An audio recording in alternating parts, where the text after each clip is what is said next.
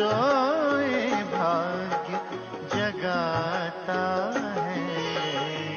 सिमर सिमर सुख पाता है, मन गीत खुशी के गाता है।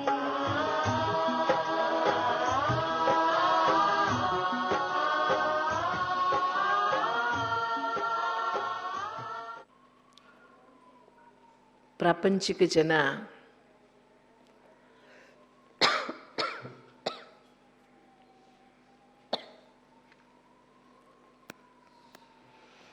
ಭಕ್ತಿ ಗೃಹಸ್ಥಿಗಳಿಗೆ, ಯೋಗ ಸನ್ಯಾಸಿಗಳಿಗೆ ಅಂತ ಅಂದ್ಕೊಂಡಿದ್ದಾರೆ. ತುಂಬ ಜನ ಸನ್ಯಾಸಿಗಳು ನಮ್ಮ ಹತ್ರ ತರ್ಕ ಮಾಡುವಾಗ ಈ ಜ್ಞಾನ ಯೋಗ ಎಲ್ಲ ಗೃಹಸ್ಥಗಳಿಗೆ ಸಾಧ್ಯವಿಲ್ಲ, ಅವರಿಗೇನಿದ್ರೂ ಭಕ್ತಿ ಅದು ಬಹಳ ಎತ್ತರದ ಸ್ಥಿತಿ, ಸಾಮಾನ್ಯರಿಗೆ ಸಾಧ್ಯವಿಲ್ಲ. ಸಾಮಾನ್ಯರಿಗೆ ಭಕ್ತಿ ಯೋಗವೇ ಸರಿಯಾದ ಮಾರ್ಗ.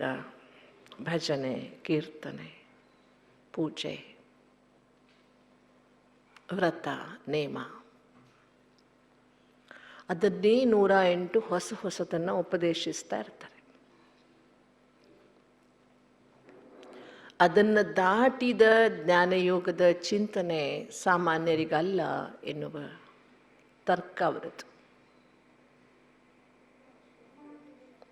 ಅದಕ್ಕೆ ಸರಿ ಎನ್ನುವ ಹಾಗೆ ಭಾಗವತದಲ್ಲಿ ಇರುವ ಆಸಕ್ತಿ ಜನರಿಗೆ ಭಗವದ್ಗೀತೆಯಲ್ಲಿಲ್ಲ.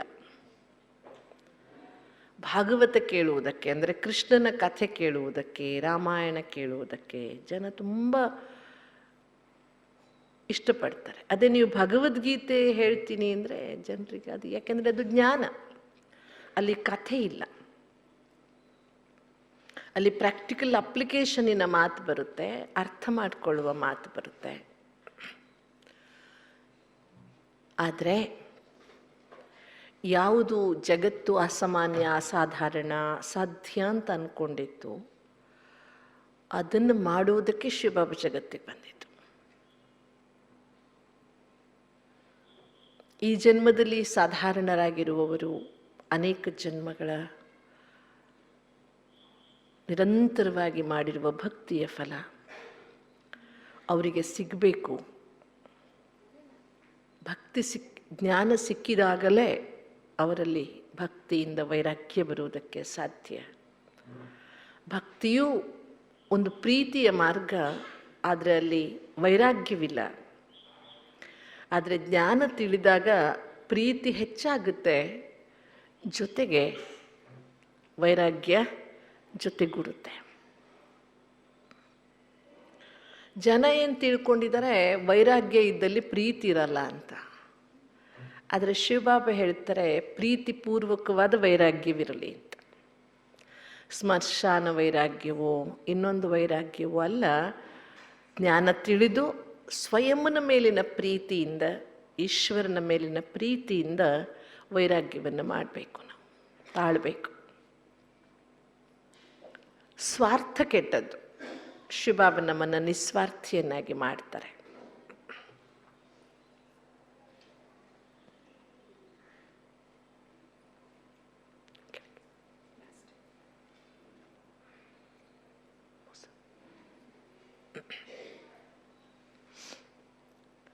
ಆದರೆ ಬಹಳ ಅಗತ್ಯವಾಗಿ ಸೆಲ್ಫ್ ರೆಸ್ಪೆಕ್ಟ್ ಇದೆಯಲ್ಲ, ಅದು ಬಹಳ ಮುಖ್ಯ.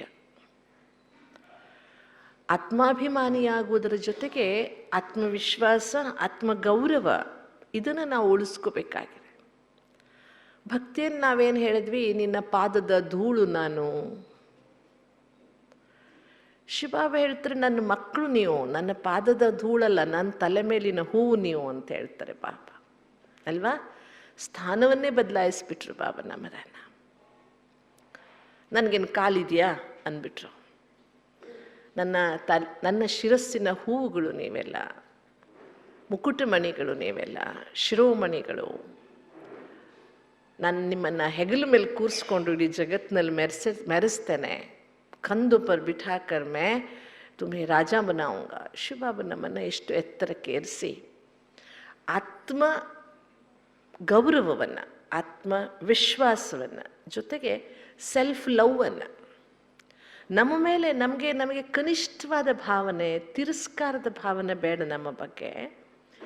ನಮ್ಮ ಬಗ್ಗೆ ನಮ್ಮ ಹಿಂದಿನ ಮುಂದಿನ ಪಾತ್ರಗಳ ಬಗ್ಗೆ ನಮಗೆ ಗೌರವ ಇರಬೇಕು, ಪ್ರೀತಿಪೂರ್ವಕವಾದ ಗೌರವ ಇರಬೇಕು. ಆ ಪ್ರೀತಿ ಅನ್ನೋದು ಸೆಲ್ಫ್ ಲವ್ ಅಂತ ಹೇಳುವುದು ಈಗೋ ಆಗಬಾರ್ದು ಎಲ್ಲಿಯೂ ಸಹ. ಅದನ್ನು ಕಲಿಸ್ತಾರೆ ಬಾಬಾ, ದಿನಾಲೂ ಹೇಳ್ತಾರೆ ನಮಗೆ ಬಾಬಾ.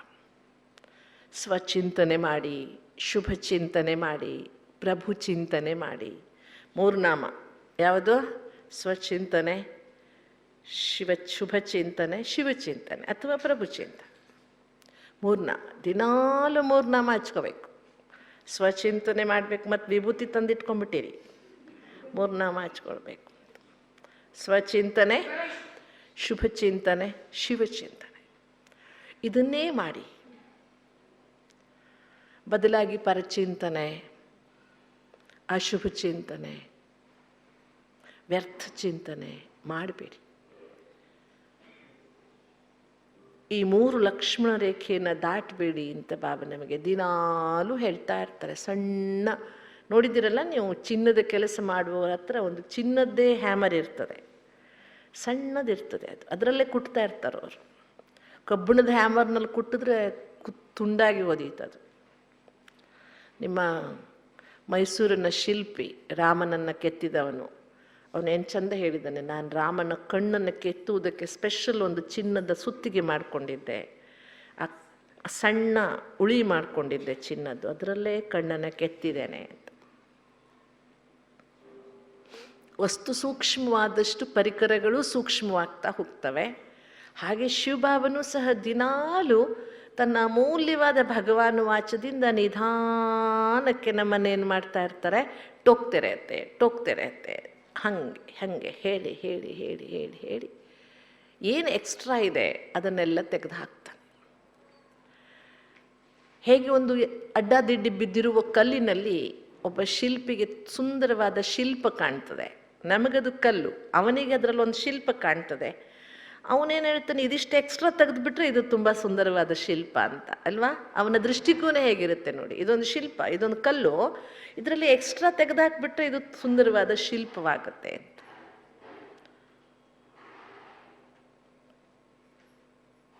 ಹಾಗೆ ಯಾರಿಗೂ ಬೇಡ ಆಗದೆ ಬಿದ್ಕೊಂಡಿದ್ದ ನಾವು ಕೆಲವೊಮ್ಮೆ ನಮಗೂ ನಾವು ಬೇಡ ಆಗಿ ಬಿಟ್ಟಿದ್ವಿ. ಏನಿದೆ ಮಹಾಜೀವನದಲ್ಲಿ, ಸಾಕತ್ಲಾಗಿ ಮುಕ್ತಿ ಸಿಕ್ಕಿದ್ರೆ ಸಾಕು, ಭಾವಬಂಧನದಿಂದ ಹೊಟ್ಟೋದ್ರೆ ಸಾಕು ಅಂತ ಅಂದ್ಕೊಂಡಿದ್ದವರಿಗೆ ನಮ್ಮ ಜೀವನದ ವ್ಯಾಲ್ಯೂ ತಿಳಿಸಿ, ನಿನ್ನ ಹತ್ರ ಇದು ಇದು ಇದು ಇದು ಎಕ್ಸ್ಟ್ರಾ ಇದೆ, ಸ್ವಲ್ಪ ಸ್ವಲ್ಪ ಸ್ವಲ್ಪ ತೆಗೆದಾಕ್ಬಿಡು, ನಿನ್ನ ದೇವತೆ ಆಗ್ಬಿಡ್ತೀಯ ಅಂತ ನಮ್ಮನ್ನು ಕನ್ವಿನ್ಸ್ ಮಾಡಿದವ್ರು ಯಾರು? ಶಿವಬಾಬಾ. ನೀನು ದೇವತೆ ಇದ್ದೀಯಾ, ಒಂದು ಸ್ವಲ್ಪ ಇದು ಎಕ್ಸ್ಟ್ರಾ ಇದೆ, ಇದನ್ನು ತೆಗೆದಾಕು, ಇದನ್ನು ಎಕ್ಸ್ಟ್ರಾ ಇದೆ, ಇದನ್ನು ತೆಗೆದಾಕ್ಬಿಡು, ಆಗ ನಿನ್ನ ದೇವತೆ ಅಂತ ಎಷ್ಟು ಮಾರ್ಮಿಕವಾಗಿ, ಅರ್ಥಪೂರ್ಣವಾಗಿ, ಪ್ರೀತಿಯಿಂದ ನಮಗೆ ಮನವೊಲಿಕೆ ಮಾಡಿ ಬಾಬಾ, ಜೋರ್ ಜಬರ್ದಸ್ತಿಯಿಂದ ಅಲ್ಲ, ಮನವೊಲಿಕೆ ಮಾಡ್ತಾರೆ ಬಾಬಾ. ಬಹಳ ಅದ್ಭುತವಾದ ಈಶ್ವರೀಯ ಶಿಕ್ಷಣದ ಮೆಥಡ್ ಇದು, ಕನ್ವಿನ್ಸಿಂಗ್ ಮೆಥಡ್. ಕನ್ವಿನ್ಸಿಂಗ್ ನಮಗೆ ಮನವರಿಕೆ ಮಾಡಿಸ್ತಾರೆ, ಹೇರುವುದಿಲ್ಲ ಬಾಬಾ ಏನನ್ನು, ನಮಗೆ ಕನ್ವಿನ್ಸ್ ಮಾಡ್ತಾರೆ ಬಾಬಾ. ಇನ್ನು ಶಿವಬಾಬರವರ ಟೀಚಿಂಗ್ ಮೆಥಡ್ನ ಅದ್ಭುತ ಏನು ಗೊತ್ತಾ? ನೋನ್ ಟು ಅನ್ನೋನ್, ಗೊತ್ತಿರುವುದರನ್ನು ಹೇಳ್ಕೊಳ್ತಾ ಗೊತ್ತಿಲ್ಲದನ್ನು ಹೇಳ್ತಾರೆ ಶಿವಬಾಬಾ. ನಮಗೆಲ್ಲ ವಸ್ತ್ರ ಗೊತ್ತು, ವಸ್ತ್ರದ ಬಗ್ಗೆ ಹೇಳ್ತಾ ವಸ್ತ್ರದಲ್ಲಿರುವಂತಹ ವ್ಯಕ್ತಿಯ ಒಳಗಿರುವ ಶಕ್ತಿ ನೀನು ಅಂತ ಮನವರಿಕೆ ಮಾಡಿಕೊಡ್ತಾರೆ ಬಾಬಾ. ನಕ್ಷತ್ರಗಳು ಗೊತ್ತು ನಮಗೆ, ಆಕಾಶಕಾಯಗಳು ಹೇಗೆ ನಕ್ಷತ್ರವೋ ನೀನೆಂದೂ ಶಾಶ್ವತವಾದಂಥ ನಕ್ಷತ್ರ ಹೇಗೆ ನೋಡಿ, ನೋನ್ ಗೊತ್ತಿರುವ ಎಕ್ಸಾಂಪಲ್ಸನ್ನು ಹೇಳ್ತಾ ಗೊತ್ತಿಲ್ಲದ ಅಗಾಧವಾದ ಋಷಿಮುನಿಗಳಿಗೂ ನಿಲುಕದ ಸಾಧಕರಿಗೂ ಅಸಾಧ್ಯವಾದಂಥ ವಿಷಯವನ್ನು ಈಸಿಯಾಗಿ ಮನವರಿಕೆ ಮಾಡಿಬಿಡ್ತಾರೆ ಬಾಬನ. ನಿಜವಾಗಿ ಅದ್ಭುತವಾದಂತಹ ಕಲಿಸುವ ಕಲೆ ಇದು, ಭಗವಂತನಲ್ಲೇ ಇರುವಂತಹ ಕಲಿಸುವ ಕಲೆ. ಅಲ್ವಾ? ಶಿವಬಾಬಾ ಈ ಯೋಗವನ್ನು ಕಲಿಸ್ತಾ ನಮ್ಮನ್ನು ರಾಜಋಷಿ ಆತ್ಮಗಳನ್ನಾಗಿ ಮಾಡ್ತಿದ್ದಾರೆ. ಪದೇ ಪದೇ ಹೇಳ್ತಾರೆ ಬಾಬಾ ಮುರುಳಿಗಳಲ್ಲಿ, ನೀವೆಲ್ಲ ಏನಾಗಿದ್ದೀರಿ? ರಾಜಋಷಿಗಳಾಗಿದ್ದೀರಿ.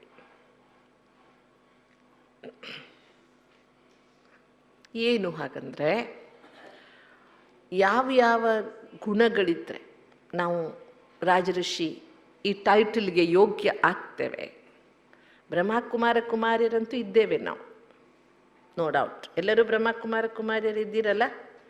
ಇದ್ದೀರಾ? ಇನ್ನೂ ಯಾರು ಏಕೆ ಇಲ್ಲಲ್ಲ? ಎಲ್ಲರೂ ಬ್ರಹ್ಮಕುಮಾರ ಕುಮಾರಿಯರು. ಆದರೆ ಆ ಬ್ರಹ್ಮಕುಮಾರ ಕುಮಾರಿಯರ ಜೊತೆಗೆ ಒಂದು ಅಡಿಷನ್ ಟೈಟಲ್ ಬಾಬಾ ಕೊಟ್ಟಿರೋದು, ತುಮ್ ಸಬ್ ರಾಜ ಋಷಿ ಬಚ್ಚೆ ಹೋ.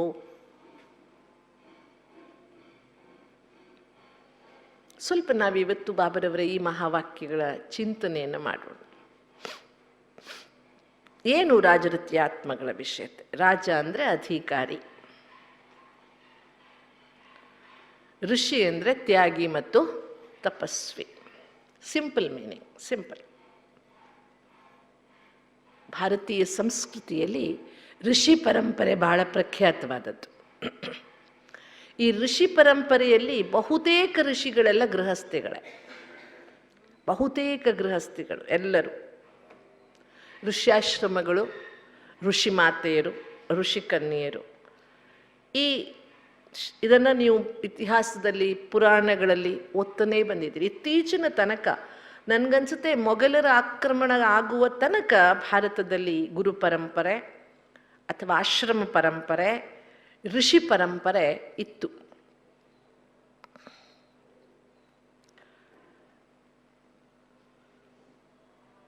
ಎಲ್ಲರೂ ಸಹ ರಾಜಾಶ್ರಯದಲ್ಲಿ ತುಂಬ ಸುಂದರವಾಗಿ ಭಾರತೀಯ ಸಂಸ್ಕೃತಿಯನ್ನು ಬೆಳೆಸ್ತಾ ಇದ್ರು. ಶಿವಬಾಬಾ ಪುನಃ ನಮ್ಮನ್ನು ರಾಜಋಷಿ ಮಾಡಿ ತ್ಯಾಗ ಮತ್ತು ತಪಸ್ವಿ. ಋಷಿ ಅಂದರೆ ತ್ಯಾಗಿ ಮತ್ತು ತಪಸ್ವಿ. ಏನೇನು ತ್ಯಾಗ ಮಾಡಬೇಕು ಅಂತ ಹೇಳ್ತಾರೆ ಬಾಬಾ?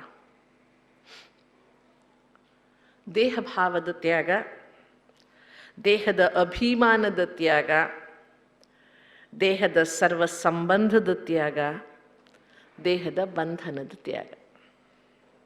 ಸಿಂಪಲ್ ವರ್ಡ್ಸ್ ಇವೆಲ್ಲ. ಒಂದ್ಸಲ ಕೇಳಿದ್ರೆ ಅರ್ಥ ಆಗ್ಬಿಡುತ್ತೆ ನಮಗೆ. ಆದರೆ ಹಿಂದಿಯಲ್ಲಿ 2 ಶಬ್ದ ಇದೆ, ಜಾನನಾ और समझना. हम जानते बहुत कुछ है, समझते बहुत कम है. हम जानते बहुत कुछ है, समझते बहुत कम है. ಭಗವದ್ಗೀತೆಯಲ್ಲಿ ಭಗವಂತ ಅಂದರೆ ಭಗವಾನುವಾಚದಲ್ಲಿ ಭಗವದ್ ಆರಾಧನೆ ಮಾಡುವ, ಭಗವಂತನಿಗಾಗಿ ತಪಸ್ಸು ಮಾಡುವವರಲ್ಲಿ 4 ರೀತಿಯ ಜನರನ್ನು ಮೆನ್ಷನ್ ಮಾಡುತ್ತೆ ಭಗವದ್ಗೀತೆ. ಚತುರ್ವಿಧ ಭಜಂತೆ ಯೋಜನಾ ಸುಕೃತಿನೋ ಅರ್ಜುನ ಆರ್ತ ಅರ್ಥಾರ್ಥಿ ಜಿಜ್ಞಾಸು ಜ್ಞಾನಿ ಚ ಭರತರ್ಷಭ ಅಂತ 4 ರೀತಿಯ ಜನರಿದ್ದಾರೆ ಭಗವದ್ಭಕ್ತಿಯನ್ನು ಮಾಡುವವರಲ್ಲಿ. ಆರ್ತ, ಅರ್ಥಾರ್ಥಿ, ಜಿಜ್ಞಾಸು, ಜ್ಞಾನಿ. 4 ರೀತಿಯ ಜನ. ಆರ್ತ ಅಂದರೆ ಆರ್ತನಾದ ಮಾಡುವವರು, ಕರೆಯುವವರು. 2ನೆಯವರು ಅರ್ಥಾರ್ಥಿ ಅಂದರೆ ಏನೋ ಸಿಕ್ಕಿದಾಗ ಭಗವಂತನಿಗೆ ಥ್ಯಾಂಕ್ಸ್ ಹೇಳುವವರು. ಒಳ್ಳೆ ಮಾರ್ಕ್ಸ್ ಬಂತು, 2 ತೆಂಗಿನಕಾಯಿ ಓಡಿಸ್ತೇನೆ, ಮಗನಿಗೆ ಒಳ್ಳೆ ಸೀಟ್ ಬಂತು, 1 ಪೂಜೆ ಮಾಡಿಸ್ತೇನೆ. ಹೀಗೆ ಅರ್ಥಿ, ಸಿಕ್ಕಿದಾಗ ಭಗವಂತನಿಗೆ ಏನನ್ನಾದರೂ ಕೊಡುವವರು. 3ನೆಯವರು ಜಿಜ್ಞಾಸು.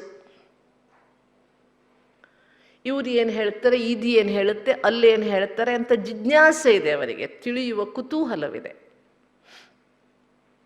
ಅವರೆಲ್ಲವನ್ನ ಮಾಡ್ತಾರೆ ಎನ್ನುವ ಗ್ಯಾರಂಟಿ ಇಲ್ಲ. 4ನೆಯವನು ಜ್ಞಾನಿ. ನಾವ್ಯಾರು ಈ ಕ್ಯಾಟಗರಿಯಲ್ಲಿ? ಪಕ್ಕ 4ನೆಯವರು. ಬಾಬನ ಹತ್ರ ಬೊಬ್ಬೆ ಹಾಕಲ್ಲ. ಏನು ಬಾಬಾ ಎಷ್ಟು ಸಲ ಹೇಳಿದ್ದೀನಿ, ಇವ್ರು ನೋಡಿ ದಿನ ಕ್ಲಾಸ್ಗೆ ಬರಲ್ಲ, ಆದರೂ ಅವ್ರಿಗೆ ಎಲ್ಲದನ್ನೂ ಕೊಡ್ತೀಯ. ನಾನು ದಿನ ಕ್ಲಾಸಿಗೆ ಬರ್ತೀನಿ, 3 ಹೊತ್ತು ಸೇವೆ ಮಾಡ್ತೀನಿ, ಆದರೂ ನನಗೆ ನನ್ನ ಇಷ್ಟಾರ್ಥ ಸಿದ್ಧಿನೇ ಆಗಲ್ಲ. ನಾನು ಎಷ್ಟು ಸಲ ಹೇಳಿದ್ದೀನಿ ನನ್ನ ಮಗಳಿಗೆ ಒಂದು ಒಳ್ಳೆ ವರ ಕೊಡು ಅಂತ, ಕೊಡೋದೇ ಇಲ್ಲ. ಹೀಗೆ ಮಾಡ್ತೀರಾ ಇಲ್ವಾ ಈ ರೀತಿ ಚಿಂತನೆಯನ್ನು? ಮಾತೇರಿದು ಭಾರಿ ಜಾಸ್ತಿ ಇರುತ್ತೆ. ಬರೀ ಮಕ್ಕಳು, ಗಂಡ, ಮನೆ, ಅವ್ರು ತನ್ನ ಸ್ವಪುರುಷಾರ್ಥಕ್ಕಿಂತ ಜಾಸ್ತಿ ಯಾವುದು ಮಾಡ್ತಿರ್ತಾರೆ? ಊರು ಚಿಂತೆ ಮಾಡಿ ಮುಲ್ಲ ಸುರ್ಗಿದ್ನಂತೆ. ಗಾದೆ ಕೇಳಿದಿರಲ್ವಾ? ನೀವೇನಂತೀರಿ? ನಮ್ಮನೆ ಜನರು ಚಿಂತೆ ಮಾಡೋದು ಊರು ಚಿಂತೆ ಮಾಡ್ದಂಗೆ ಹೆಂಗಾಗುತ್ತೆ ಅಂತ. ನನ್ನನ್ನು ಬಿಟ್ಟು ಉಳ್ದವ್ರು ಚಿಂತೆ ಮಾಡುವುದೆಲ್ಲ ಊರು ಚಿಂತೆ ಮಾಡ್ದಂಗೆ. ಈ ಜನ್ಮದಲ್ಲಿ ನಮ್ಮವರು, ಹಿಂದೆ ಯಾರಾಗಿದ್ರೋ ಮುಂದೆ ಯಾರಾಗ್ತಾರೋ ನಮಗೇನು ಗೊತ್ತು. ಅವರವರ ಕರ್ಮಕ್ಕೆ ಅವರವರೇ ಜವಾಬ್ದಾರರು ವಿನಃ ನಾವಲ್ಲ. ನಾವು ಅವ್ರ ಬಗ್ಗೆ ಶುಭ ಚಿಂತನೆ ಮಾಡ್ಬೋದು.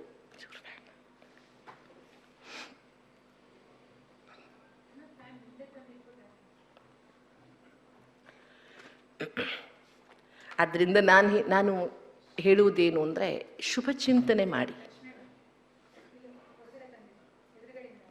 ಫ್ಯಾನಲ್ಲಿ ಸೌಂಡ್ ಬರುತ್ತೆ.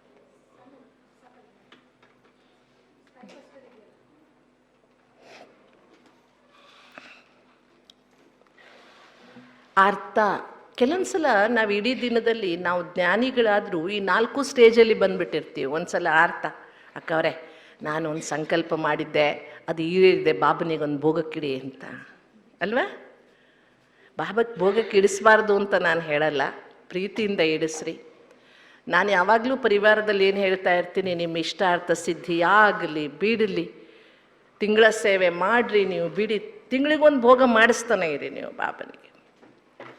ಜಗತ್ತಿನಲ್ಲಿ ಬಹಳ ಶ್ರೇಷ್ಠವಾದ ದಾನ ಅನ್ನದಾನ, ಅದರಲ್ಲೂ ಪರಮಾತ್ಮನ ಪ್ರಸಾದ ಹಂಚುವುದಿದೆಯಲ್ಲ, ಅದಕ್ಕಿಂತ ದೊಡ್ಡ ಭಾಗ್ಯ ಯಾವುದೂ ಇಲ್ಲ. ಅರ್ಥ ಆಯ್ತಲ್ಲ? ಹಾಗಾಗಿ ಭೋಗಕ್ಕಿಳಿಸುವುದಕ್ಕೆ ಕಾರಣಗಳು ಬೇಕು ಅಂತಲ್ಲ, ಒಂದು ನಿಯಮ ಮಾಡ್ಕೊಂಬಿಡೋಣ. ತಿಂಗಳಿಗೊಂದು ನನ್ನ ಹೆಸರು ನಾನು ಬಾಬನಿಗೊಂದು ಭೋಗ ಮಾಡಿಸ್ತೆ. ಸೇವೆ ಮಾಡೋದಕ್ಕೊಂದು ಯುಕ್ತಿಯಪ್ಪ ಅಲ್ವಾ? ಸೇವೆ ಮಾಡುವುದಕ್ಕೊಂದು ಯುಕ್ತಿ, ಪರಿವಾರಕ್ಕೆ ಖುಷಿ ಮಾಡುವುದಕ್ಕೊಂದು ಯುಕ್ತಿ. ಒಂದು ಸ್ವಲ್ಪ ಹೆಚ್ಚಿಗೆ ಚೆನ್ನಾಗಿ ಭೋಗ ಮಾಡಿಸಿದ್ರೆ ಬಾಬನ ಪ್ರಸಾದ ತಿಂದವರೆಲ್ಲ ಖುಷಿ ಆಗ್ತಾರೆ ಅಲ್ವಾ? ದಿಲ್ ಕಾ ದರ್ವಾಜಾ ಪೇಟ್ ಸೆ ಹೋಕೆ ಗುಜರ್ತಾ ಹೇ ಅಂತ. ಹೃದಯದ ಬಾಗಿಲು ತೆರೆಯೋದೆಲ್ಲಿಂದ ಅಂತೆ? ಹೊಟ್ಟೆಯಿಂದ. ನೀವು ಒಳ್ಳೆ ಪ್ರಸಾದ ಕೊಟ್ಬಿಟ್ರೆ ನೋಡಿ, ಹೊಸ ಪರಿವಾರ ಹೆಚ್ಚಿಗೆ ಖುಷಿಯಿಂದ ಬರುತ್ತೆ ಒಳ್ಳೆ ಪ್ರಸಾದ ತಿನ್ನೋದಕ್ಕೆ. ಎಷ್ಟೋ ಜನರನ್ನು ಪ್ರಸಾದವೇ ಪಕ್ಕ ಮಾಡಿರುತ್ತೆ ಪರಿವಾರದಲ್ಲಿ, ಇದು ಒಂದು ಸತ್ಯ. ಈ ಸೆಂಟ್ರ್ನಲ್ಲಿ ಚೆನ್ನಾಗಿ, ಒಂದು ಊರಿನಲ್ಲಿ 4 ಸೆಂಟ್ರ್ ಇದ್ದರೆ ಒಂದು ಸೆಂಟ್ರ್ನಲ್ಲಿ ಏನೂ ಮಾಡಲ್ಲ, ಬರೀ ಹಣ್ಣು ಕೊಡ್ತಾರೆ ಅಂದರೆ ಅಲ್ಲಿ ಜನ ಏನು ಮಾಡ್ತಾರೆ ಗೊತ್ತಾ? ನಮ್ಮಲ್ಲಿ ಒಂದು ಊರಿನಲ್ಲಿ ಅವ್ರ ಸೆಂಟ್ರ್ನವ್ರು ಗುರುವಾರ ದಿನ ಜಾಸ್ತಿ ಚೆನ್ನಾಗಿ ಪ್ರಸಾದ ಮಾಡಲ್ಲ, ಪಕ್ಕದ ಸೆಂಟ್ರ್ನಲ್ಲಿ ಭಾಳ ಚೆನ್ನಾಗಿ ಮಾಡ್ತಾರೆ. ಇವ್ರು ಏನು ಮಾಡ್ತಾರೆ, ಇಲ್ಲಿರೋ ಅಕ್ಕವರು ಚೆನ್ನಾಗಿ ಕ್ಲಾಸ್ ಮಾಡ್ತಾರೆ, ಕ್ಲಾಸ್ ಕೇಳ್ಕೊಂಬಿಟ್ಟು ಅರ್ಜೆಂಟ್ ಅಲ್ಲಿಗೆ ಓಡ್ತಾರೆ, ಯಾಕೆಂದ್ರೆ ಅಲ್ಲಿ ಪ್ರಸಾದ ಸಿಗುತ್ತೆ ಅಂತ. ಇಂಥದ್ದೆಲ್ಲ ನೋಡಿರ್ತೀವಿ ನಾವು. ಎಷ್ಟಂದ್ರೂ ನಾವೆಲ್ಲರೂ ಸಹ 3 ಇಂಚ್ಗೆ ಗುಲಾಮೆ. ಯಾವುದರ ಗುಲಾಮರು ಎಲ್ಲರೂ? 3 ಇಂಚಿನ ನಾಲಿಗೆ ಗುಲಾಮರು. ಇರಲಿ, ನಾನು ಹೇಳುವ ಉದ್ದೇಶ ಏನು ಅಂದರೆ, ಭೋಗ ಮಾಡಿಸುವುದಕ್ಕೆ ಸ್ವಾರ್ಥ ಬೇಡ, ಕಾರಣಗಳಿರಲಿ. ಇಲ್ಲದೆಯೂ ನಾವು ಮಾಡಿಸೋಣ, ಬಹಳ ಸಂತೋಷವಾಗಿ ಮಾಡಿಸೋಣ. ಆದರೆ ನಾವು ಈ ರೀತಿ ಭಕ್ತರಾಗುವುದು ಬೇಡ. ಹಿಂಗಾಗಿದ್ದಕ್ಕೆ ಮಾಡಿಸ್ತೇನೆ, ಹಿಂಗಾಗಿದ್ದಕ್ಕೆ. ಇನ್ನೂ ಯಾರಿಗಾದರೂ ನೋಡಿ, ನಾನು ನಿಮಗೊಂದು ಘಟನೆ ಹೇಳ್ತೇನೆ. ನಾ ಚಿಕ್ಕಂದಿನಿರುವ ತುಂಬ ಕರ್ಮ ಸಿದ್ಧಾಂತದ ಬಗ್ಗೆ ನಾನು ನಮ್ಮ ಜಾಯಿಂಟ್ ಫ್ಯಾಮಿಲಿಯಲ್ಲಿ ನಮ್ಮ ತಾತನಿಂದ ತುಂಬ ಕಲ್ತ್ಕೊಂಡಿದ್ದೇನೆ. ನಿಜವಾಗಿ ದೇ ಆರ್ ಗ್ರೇಟ್ ಪೀಪಲ್. ನಮ್ಮ ಹಿಂದಿನ ಜನ್ರೇಷನ್ ಇದೆಯಲ್ಲ, ಕಲಿಯುಗದವರೇ ಅವರು, ಬಟ್ ಅವರ ಥಿಂಕಿಂಗ್ ತುಂಬ ಚೆನ್ನಾಗಿತ್ತು ನಮ್ಮನ್ನು ಹೋಲಿಸ್ಕೊಂಡ್ರೆ. ನಮ್ಮ ಮನೆಯಲ್ಲಿ ಒಬ್ಬ ಚಿಕ್ಕಪ್ಪನ ಮಗ ಇದ್ದಾನೆ ಈಗಲೂ ಸಹ. ಬಟ್ ಅವನಿಗೆ ಏನು ಮಾಡಿದ್ರು ಅಕ್ಷರ ಜ್ಞಾನವೇ ಹೋಗ್ತಿರ್ಲಿಲ್ಲ, ಫೇಲ್ ಆಗಿಬಿಡೋನು. ನಂದು ಪ್ರಶ್ನೆ ನಮ್ಮ ತಾತನ ಹತ್ರ, ನಾವೆಲ್ಲರೂ ಒಬ್ಬನೇ ತಾತನ ಮೊಮ್ಮಕ್ಕಳು, ಮತ್ತು ಒಂದು ಜಾಯಿಂಟ್ ಫ್ಯಾಮಿಲಿಯಲ್ಲಿ ಎಲ್ಲರಿಗೂ ಈಕ್ವಲ್ ಪಾಲನೆ ಇರುತ್ತೆ, ಯಾರಿಗೆ ಹೆಚ್ಚು ಯಾರಿಗೆ ಕಡಿಮೆ ಇರಲ್ಲ. ಒಂದೇ ರೀತಿ ಬಟ್ಟೆ, ಒಂದೇ ರೀತಿ ವಸ್ತ್ರ, ಒಂದೇ ರೀತಿ ಪುಸ್ತಕ, ಎಲ್ಲವೂ ನಾವು ಒಂದೇ ರೀತಿ ಮಿಲ್ಟ್ರಿ ಹೊರಟಂಗೆ ಒಂಟ್ರೆ ಎಲ್ಲರದ್ದು ಒಂದೇ ರೀತಿಯೇ ಇರ್ತದೆ. ಅಂಥದ್ರಲ್ಲಿ ಇವನಿಗೆ ಯಾಕೆ ಹೀಗೆ ಅಂತ ಒಂದು ಪ್ರಶ್ನೆ. ಅದಕ್ಕೆ ನಮ್ಮ ತಾತ ತಮಾಷೆಯಾಗಿ ಹೇಳೋರು, ಬ್ರಹ್ಮ ಹಣೆ ಬರೆಯುವಾಗ ಅವನೆಲ್ಲೋ ನಿದ್ದೆ ಮಾಡಿದ್ದ ಕಾಣುತ್ತಮ್ಮ, ಅದಕ್ಕೋಸ್ಕರ ಅವನಿಗೆ ವಿದ್ಯೆ ಇರ್ತಲ್ಲ ಅಂತ ಹೇಳೋರು. ಬಟ್ ನಾನು ಅದನ್ನು ಅರ್ಥ ಮಾಡ್ಕೊಳ್ತಿರಲ್ಲ. ಬಟ್ ಆಮೇಲೆ ಏನು ಮಾಡಿದ್ರು, ನಮ್ಮ ತಾತನಿಗೂ ಅದು ಸೀರಿಯಸ್ ಆಯಿತು. 4ನೇ ಕ್ಲಾಸ್ ಆಯಿತು, 5ನೇ ಕ್ಲಾಸ್ ಆಯಿತು, ಅವನು ಕಷ್ಟಪಟ್ಟು ಪಾಸ್ ಮಾಡ್ತಿದ್ರು ವಿನ ಅವ್ನು ಪಾಸ್ ಆಗೋದಕ್ಕೆ ಅವನಿಗೆ ಎಬಿಲಿಟಿ ಇರಲಿಲ್ಲ. ಮುಂದೆ ಹೇಗೆ ಅಂತ ಒಂದು ಪ್ರಶ್ನೆ ಬಂತು. ಒಂದು ಯುಕ್ತಿ ಮಾಡಿದ್ರು ನಮ್ಮ ತಾತ, ಗೊತ್ತೇ ಏನು ಗೊತ್ತಾ, ಅವನ ಹತ್ರ ಶಾಲೆಯಲ್ಲಿ ಮಕ್ಕಳಿಗೆ, ಬಡ ಮಕ್ಕಳು ಇರ್ತಾರಲ್ವ, ಪುಸ್ತಕ ದಾನ ಮಾಡಿಸಿದ್ರು.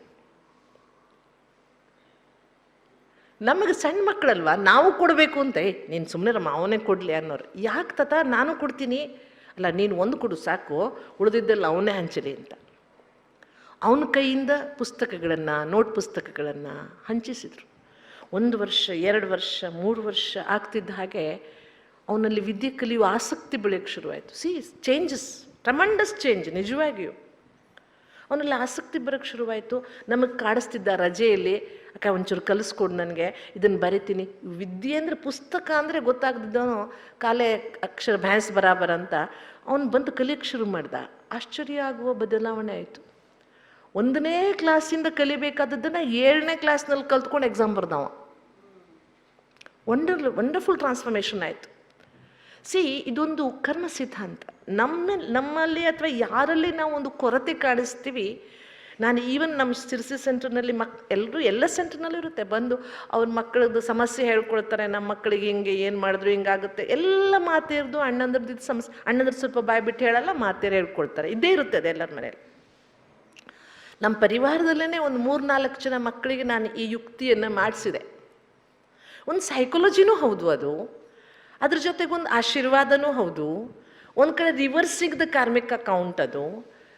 ಇವತ್ತು ನಾನು ಹೇಳ್ತೇನೆ, ಯಾವ ಮಕ್ಕಳು ಅವ್ರ ಮಕ್ಕಳು PUC 2 ಸಲ ಆದರೂ ಪಾಸ್ ಮಾಡೋಕ್ಕಾಗಿರಲಿಲ್ಲ, ಇವತ್ತು MBA ಮಾಡಿದ್ರು. ಒಳ್ಳೆ ಕಾಲೇಜ್ನಿಂದ MBA ಮಾಡಿದ್ರು. ಚೇಂಜ್ ಆಯಿತು.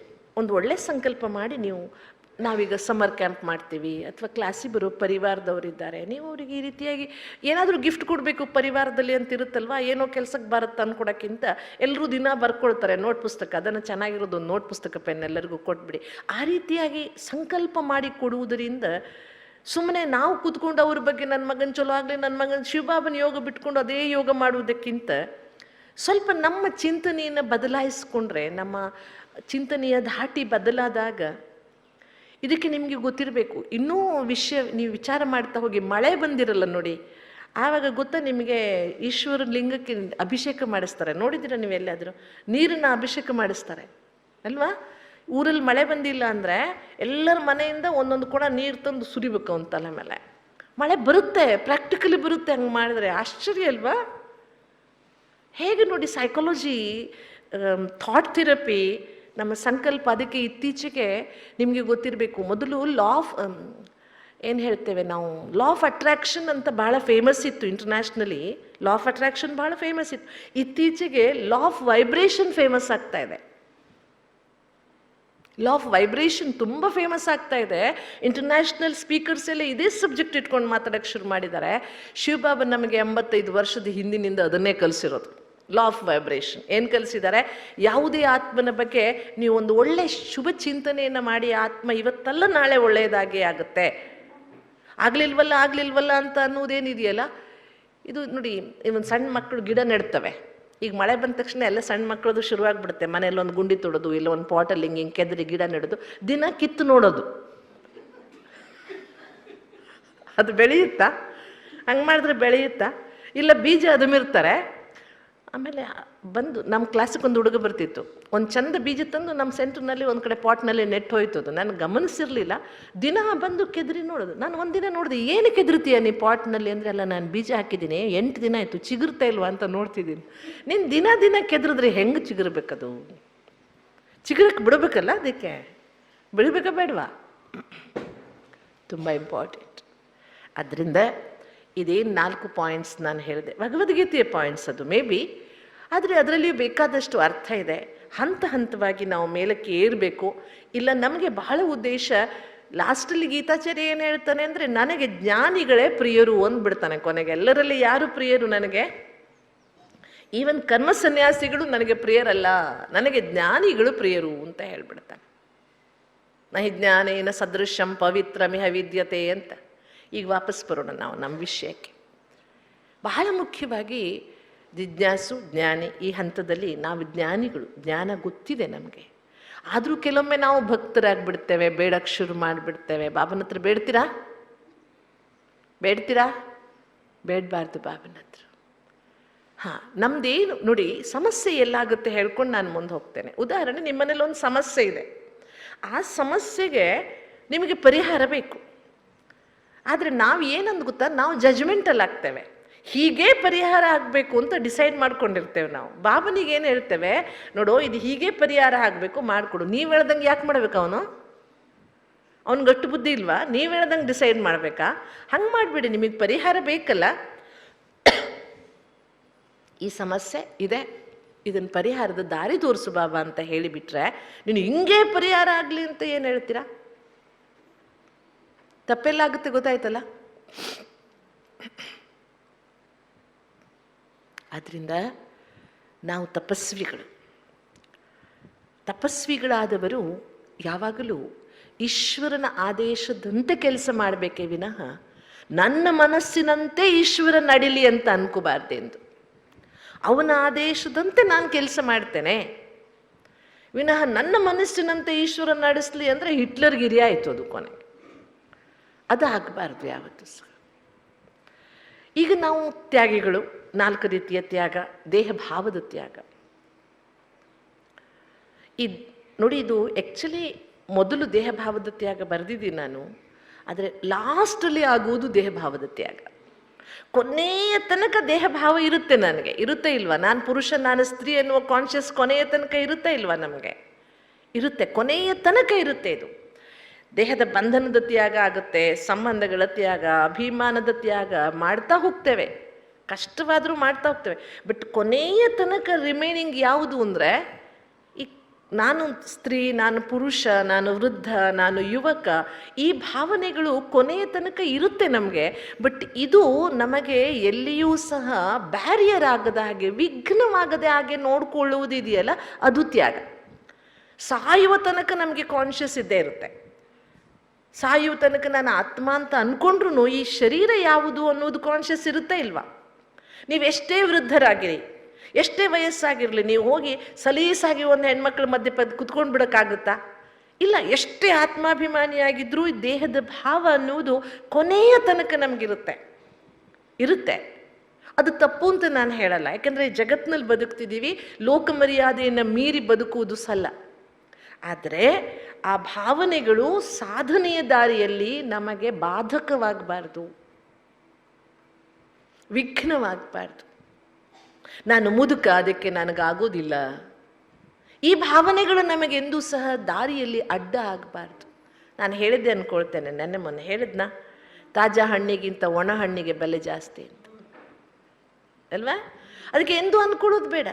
ಇನ್ನೂ ಒಂದು ಬಹಳ ಸುಂದರವಾದದ್ದನ್ನು ನೆನಪು ಮಾಡಿಕೊಂಡ್ರೆ, ನಮ್ಮ ಹತ್ರ ಅನೇಕ ಜನ ಬರ್ತಾರೆ. ಹಾಗೆ ಒಂದಿನ ಒಂದು ಮಹಿಳೆ ಬಂದಳು, ಹತ್ಕೊಂಡು ಬಂದ್ಲು. ಏನಮ್ಮ ಸಮಸ್ಯೆ ಅಂದರೆ ಹೇಳಲ್ಲ, ಅಳೋದು ಅನ್ನೋನು ಹೊಸ ಮಹಿಳೆ.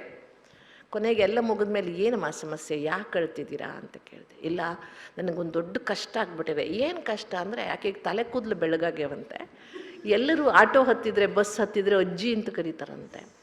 ನಾನಂದ್ರೆ ನಿಮಗೆ ಮದುವೆ ಆಗಿದೆ? ಹಾಂ, ಮದುವೆ ಆಗಿದೆ, ಮೊಮ್ಮಗು ಬಂದಿದೆ. ಮತ್ತು ಮೊಮ್ಮಗು ಬಂದ ಮೇಲೆ ಅಜ್ಜಿ ಅಂತ ಹೇಳಿದೆ, ಇನ್ನೇನು ಹೇಳಬೇಕು? ಇಲ್ಲ, ಅದು ತನ್ನ ಅಮ್ಮನಿಗೆ ಮಮ್ಮಿ ಅಂತ ಕರೆಯುತ್ತೆ, ನನಗೆ ಅಮ್ಮ ಅಂತ ಕರಿ ಅಂದರೆ ಇಲ್ಲ ಅಜ್ಜಿ ಅನ್ನುತ್ತೆ. ನನಗೆ ಬರೀ 52 ವರ್ಷ, ನನಗೆ ಅಜ್ಜಿ ಆಗೋ ವಯಸ್ಸ, ಇದು ದೊಡ್ಡ ಸಮಸ್ಯೆ. ಒಂದು ತಾಸು ಬುದ್ಧಿ ಹೇಳಿದ್ರು ಆತ್ಮಜ್ಞಾನ ಎಲ್ಲ ಹೇಳದೆ ಏನು ತಲೆಯಲ್ಲಿ ಹೋಗುವುದೇ ಇಲ್ಲ, ಅಳುವುದು. ಏನು ಮಾಡಬೇಕಪ್ಪ ಈ ಆತ್ಮನ? ಎದ್ದು ಹೋಗ್ತಾನೂ ಇಲ್ಲ ಅತ್ಲಾಗಿ, ನಮಗೆ ಬೇರೆ ಕೆಲಸ ಮಾಡೋಕ್ಕೂ ಇಲ್ಲ, ಒಂದೇ ಸಮ ಕೂತ್ಕೊಂಡು ಅಳ್ತಿದ್ದಾರೆ. ಕೊನೆಗೆ ನಾನೇನು ಹೇಳಿದೆ, ಅಮ್ಮ ನೋಡಿ, ಇವತ್ತು ನೀವು ತಹಶೀಲ್ದಾರ್ ಇದ್ದೀರಿ ಅಂದ್ಕೊಳ್ಳಿ, ನಾಳೆ ನಿಮಗೆ ಅಸಿಸ್ಟೆಂಟ್ ಕಮಿಷನರ್ ಆಗಿ ಪ್ರಮೋಷನ್ ಸಿಗುತ್ತೆ. ತಹಶೀಲ್ದಾರ್ ಇದ್ದವರಿಗೆ ಅಸಿಸ್ಟೆಂಟ್ ಕಮಿಷನರ್ ಆಗಿ ಪ್ರಮೋಷನ್ ಸಿಕ್ಕಿದ್ರೆ ಅಳುತ್ತೀರೋ ಪಾರ್ಟಿ ಮಾಡ್ತಿರೋ ಕೇಳಿದೆ. ಇದು ಎಂಥ ಪ್ರಶ್ನೆ ರೀ, ಪಾರ್ಟಿ ಮಾಡ್ತೀವಿ ಅಂದು. ಮತ್ತು ನೆನ್ನೆವರೆಗೆ ನೀವು ಅಮ್ಮ ಆಗಿದ್ರಿ, ಇವತ್ತು ಅಜ್ಜಿ ಆದ್ರಿ, ಪ್ರಮೋಷನ್ ಸಿಕ್ತಲ್ವಾ, ಖುಷಿ ಪಡ್ಬೇಕಲ್ವಾ, ಅಳ್ತೀರಿ ಯಾಕೆ ಕೇಳಿದೆ. ನೌಕರಿಯಲ್ಲಿ ಪ್ರಮೋಷನ್ ಸಿಕ್ಕಿದ್ರೆ ಪಾರ್ಟಿ ಮಾಡ್ತೀರಿ, ಸಂಬಂಧದಲ್ಲಿ ಪ್ರಮೋಷನ್ ಸಿಕ್ಕಿದ್ರೆ ಖುಷಿ ಪಡ್ಬೇಕಾ ಬೇಡವಾ? ಏನಂತೀರಾ? ಹೋ ಹೌದಲ್ವಾ ಅಂತೆ. ಅಷ್ಟು ಮುಂದುವರೆದು ಹೇಳಿದೆ ನೋಡಿ. ನನಗೆ ನಮ್ಮ ದಾದಿ ಬಡಿ ದಾದಿ ಹೇಳೋರು, मुझे ना चिंता है आप लोगों की, जब तक आपके काले बाल सफ़ेद हो जाएंगे ना मैं निश्चिंत हो जाऊंगी ಅಂತಿದ್ರು ದಾದಿ. ಟೀಚರ್ಸ್ ಕ್ಲಾಸ್ ಮಾಡುವಾಗ ತಮಾಷೆಯಾಗಿ ಈಸಿಯಾಗಿ ಹೇಳ್ತಾ, ನೀವೆಲ್ಲ ಅಕ್ಕಂದ್ರದ್ದು ನನಗೆ ಚಿಂತೆ ಇರ್ತದೆ, ಒಬ್ಬೊಬ್ಬರೇ ಫೀಲ್ಡಲ್ಲಿ ಇರ್ತೀರಾ, ಇವತ್ತೆಲ್ಲ ರಾಕ್ಷಸರಿದ್ದಾರೆ ಜಗತ್ತಿನಲ್ಲಿ, ಅವ್ರ ಮಧ್ಯೆ ಸೇವೆ ಮಾಡ್ತಾ ಇರ್ತೀರಾ, ನಿಮ್ಮ ತಲೆ ಕೂದಲು ಬೆಳಗಾದ ದಿನ ನನಗೆ ಭಾಳ ನಿಶ್ಚಿಂತೆ ಅನ್ನೋರು. ಆ ಮಾತು ನನಗೆ ಯಾವಾಗಲೂ ನೆನಪಿರುತ್ತೆ. ಮತ್ತು ಯಾವಾಗಿಂದ ನಮ್ಮ ತಲೆ ಕೂದಲು ಬೆಳಗಾಗಿದೆಯಲ್ಲ, ಭಾಳ ನಮಗೆ ಬೆನಿಫಿಟ್ ಮೇಲೆ ಬೆನಿಫಿಟ್. ಏನು ಗೊತ್ತಾ, ಫ್ಲೈಟ್ನಲ್ಲಿ ಹೋಗಿ ಟ್ರೈನಲ್ಲಿ ಹೋಗಿ ನಿಮ್ಮ ಲಗೇಜ್ ಎತ್ಕೊಡ್ತಾರೆ ಜನ. ಹೌದಾ ಇಲ್ವಾ ಹೇಳಿ? ಪ್ಲಸ್ ಪಾಯಿಂಟಪ್ಪ. ಯಾರು ವಯಸ್ಸಾಗಿ ಹಾಂ ದೀದಿ ದೀದಿ ಆಪ್ ಟೈರು ಹಮ್ ರಖೆಂಗೆ, ಈಸಿ. ನೀವೇನು ಡಿಮ್ಯಾಂಡ್ ಮಾಡುವುದೇ ಬೇಡ. ಅಷ್ಟು ಸಾಲದು ಅಂತ ನೀವೀಗ ಎಲ್ಲಿಗಾದ್ರೂ ಹೋಗ್ತಿದ್ರೆ ನಿಮ್ಮನ್ನು ನೋಡಿ ಯಾರೂ ಸಿಳ್ಳೆ ಹಾಕಲ್ಲ.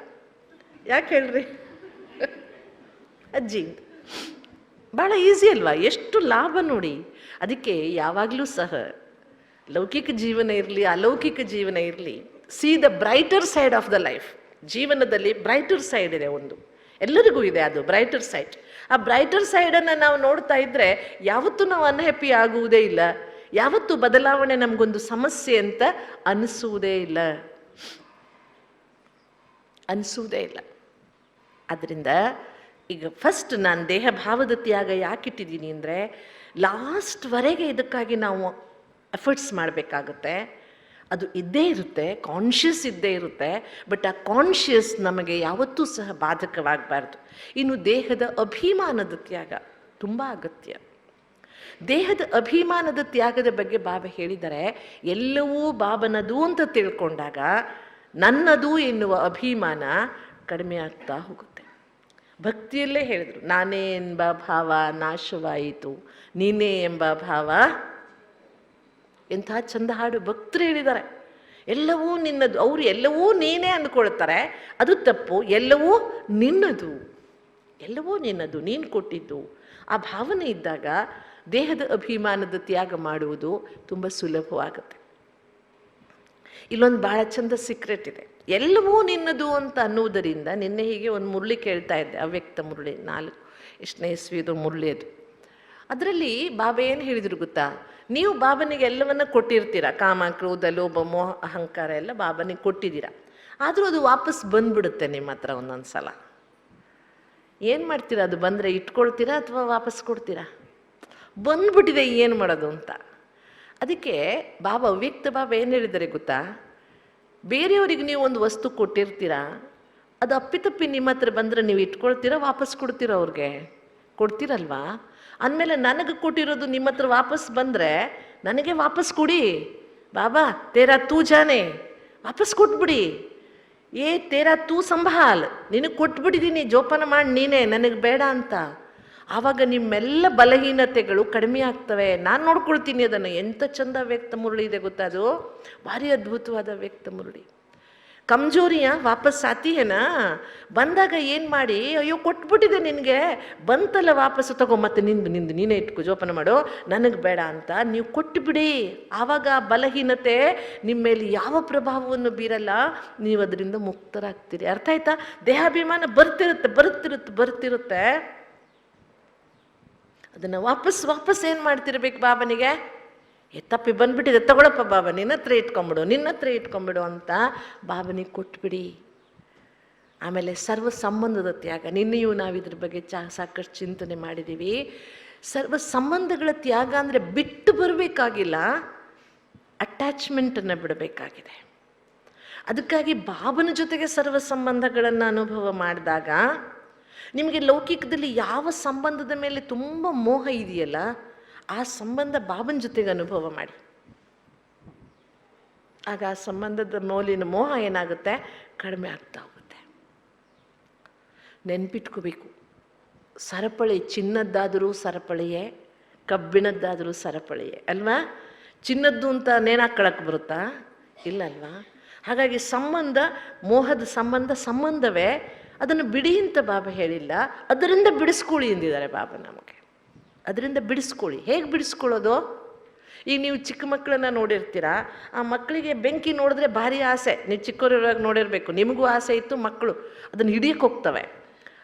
ಅಮ್ಮಂದ್ರೆ ಏನು ಮಾಡ್ತಾರೆ, ಅದನ್ನು ಬಿಡಿಸೋ ಸಲುವಾಗಿ ಬೇರೆ ಏನಾದರೂ ಅಟ್ರಾಕ್ಟಿವ್ ಕೊಟ್ಟು ಬಿಡ್ತಾರೆ. ಅವ್ರ ಕೈಯಲ್ಲಿ ಆಗೋದನ್ನು ಬಿಟ್ಟು ಬಿಡ್ತಾರೆ. ಅವರು ಸುಮ್ಮನೆ ಬಿಡು ಅಂದರೆ ಬಿಡಲ್ಲ ಮಕ್ಕಳು. ಅದ್ರ ಬದಲು ಇನ್ನೊಂದು ಕೊಟ್ಟರೆ ಆಟೋಮ್ಯಾಟಿಕಲಿ ಬಿಟ್ಬಿಡ್ತಾರೆ. ಹಾಗೆ ನಮಗೆ ಯಾವ ಸಂಬಂಧದಲ್ಲಿ ಮೋಹ ಇದೆಯೋ, ಸೆಳೆತ ಇದೆಯೋ, ಆ ಸಂಬಂಧ ಬಾಬನ ಹತ್ರ ನಾವು ಅನುಭವ ಮಾಡಿದ್ರೆ ಆಟೋಮ್ಯಾಟಿಕಲಿ ಆ ಸಂಬಂಧದ ಮೇಲಿನ ಮೋಹ, ಆ ಬಂಧನ ಕಳ್ಚ್ಕೊಳ್ತಾ ಹೋಗುತ್ತೆ. ದೇಹದ ಬಂಧನ ಇದು ಬಹಳ ದೊಡ್ಡದು. ಯಾಕೆಂದರೆ ದೇಹ ಇಲ್ಲದೆ ನಾವೇನು ಮಾಡೋಕ್ಕಾಗಲ್ಲ. ಕೊನೆ ತನಕ ನಮಗೆ ಬೇಕೇ ಬೇಕು. ಏನು ಬೇಕೋ ಬೇಡವೋ, ಬಾಬನ ಹತ್ರ ಮಾತಾಡೋಕ್ಕೂ ದೇಹ ಬೇಕು, ಬಾಬನ ಮುರುಳಿ ಕೇಳೋಕ್ಕೂ ದೇಹ ಬೇಕು, ಬಾಬನ ಮನೆಗೆ ಬರೋಕ್ಕೂ ದೇಹ ಬೇಕು, ಎಲ್ಲದಕ್ಕೂ ದೇಹ ಬೇಕು. ಆದರೆ ಈ ದೇಹ ನಮಗೆ ಬಂಧನವಾಗಬಾರ್ದು. ಎಸ್ಪೆಷಲಿ ವಯಸ್ಸಾಗ್ತಾ ಆಗ್ತಾ ಅನೇಕ ಶಾರೀರಿಕ ಬದಲಾವಣೆಗಳಾಗ್ತಾ ಹೋಗ್ತದೆ. ಆ ಬದಲಾವಣೆಗಳನ್ನು ಸಹಜವಾಗಿ ಸ್ವೀಕಾರ ಮಾಡೋದಕ್ಕಾಗೋದಿಲ್ಲ. ಮೊದಲು ಇದ್ದ ಹಾಗೆ ನಾವು ಹಾರಾಡ್ಕೊಂಡಿರ್ಬೇಕು ಅಂತೀವಿ, ಶರೀರ ಏನು ಮಾಡೋದಿಲ್ಲ, ಅದಕ್ಕೆ ಪರ್ಮಿಟ್ ಮಾಡೋದಿಲ್ಲ. ತನ್ನ ವಯಸ್ಸಾಗಿದೆ, ಅದಕ್ಕೆ ಉಪಯೋಗ ಮಾಡ್ತಾ ಮಾಡ್ತಾ ಹಳೆಯದಾಗಿದೆ, ಅದು ಸ್ವಲ್ಪ ತನ್ನ ತೋರ್ಸೋಕ್ಕೆ ಶುರು ಮಾಡುತ್ತೆ. ಆಗ ನಮಗೆ ಭಾಳ ಕಿರಿಕಿರಿ ಆಗುತ್ತೆ. ಆ ಬಂಧನದಿಂದ ಮುಕ್ತರಾಗುವುದಕ್ಕೆ ಒಂದು ಬಹಳ ಚಂದ ಮಾತು ಬಾಬನದು. ಏನು ಗೊತ್ತಾ, ವಸ್ತು ಹಳೆಯದಾದ ಹಾಗೆ ಆ್ಯಂಟಿಕ್ ಆಗ್ತಾ ಹೋಗ್ತದೆ ಅಲ್ವಾ? ಯಾವುದೇ ವಸ್ತು ಹಳೆಯದು, ಪುರಾತನ ವಸ್ತುಗಳಿಗೆ ಬಹಳ ಬೆಲೆ. ಹಾಗೆ ಈ ಶರೀರವು ಪುರಾತನವಾದಷ್ಟು ಇದಕ್ಕೆ ಬಹಳ ಬೆಲೆ.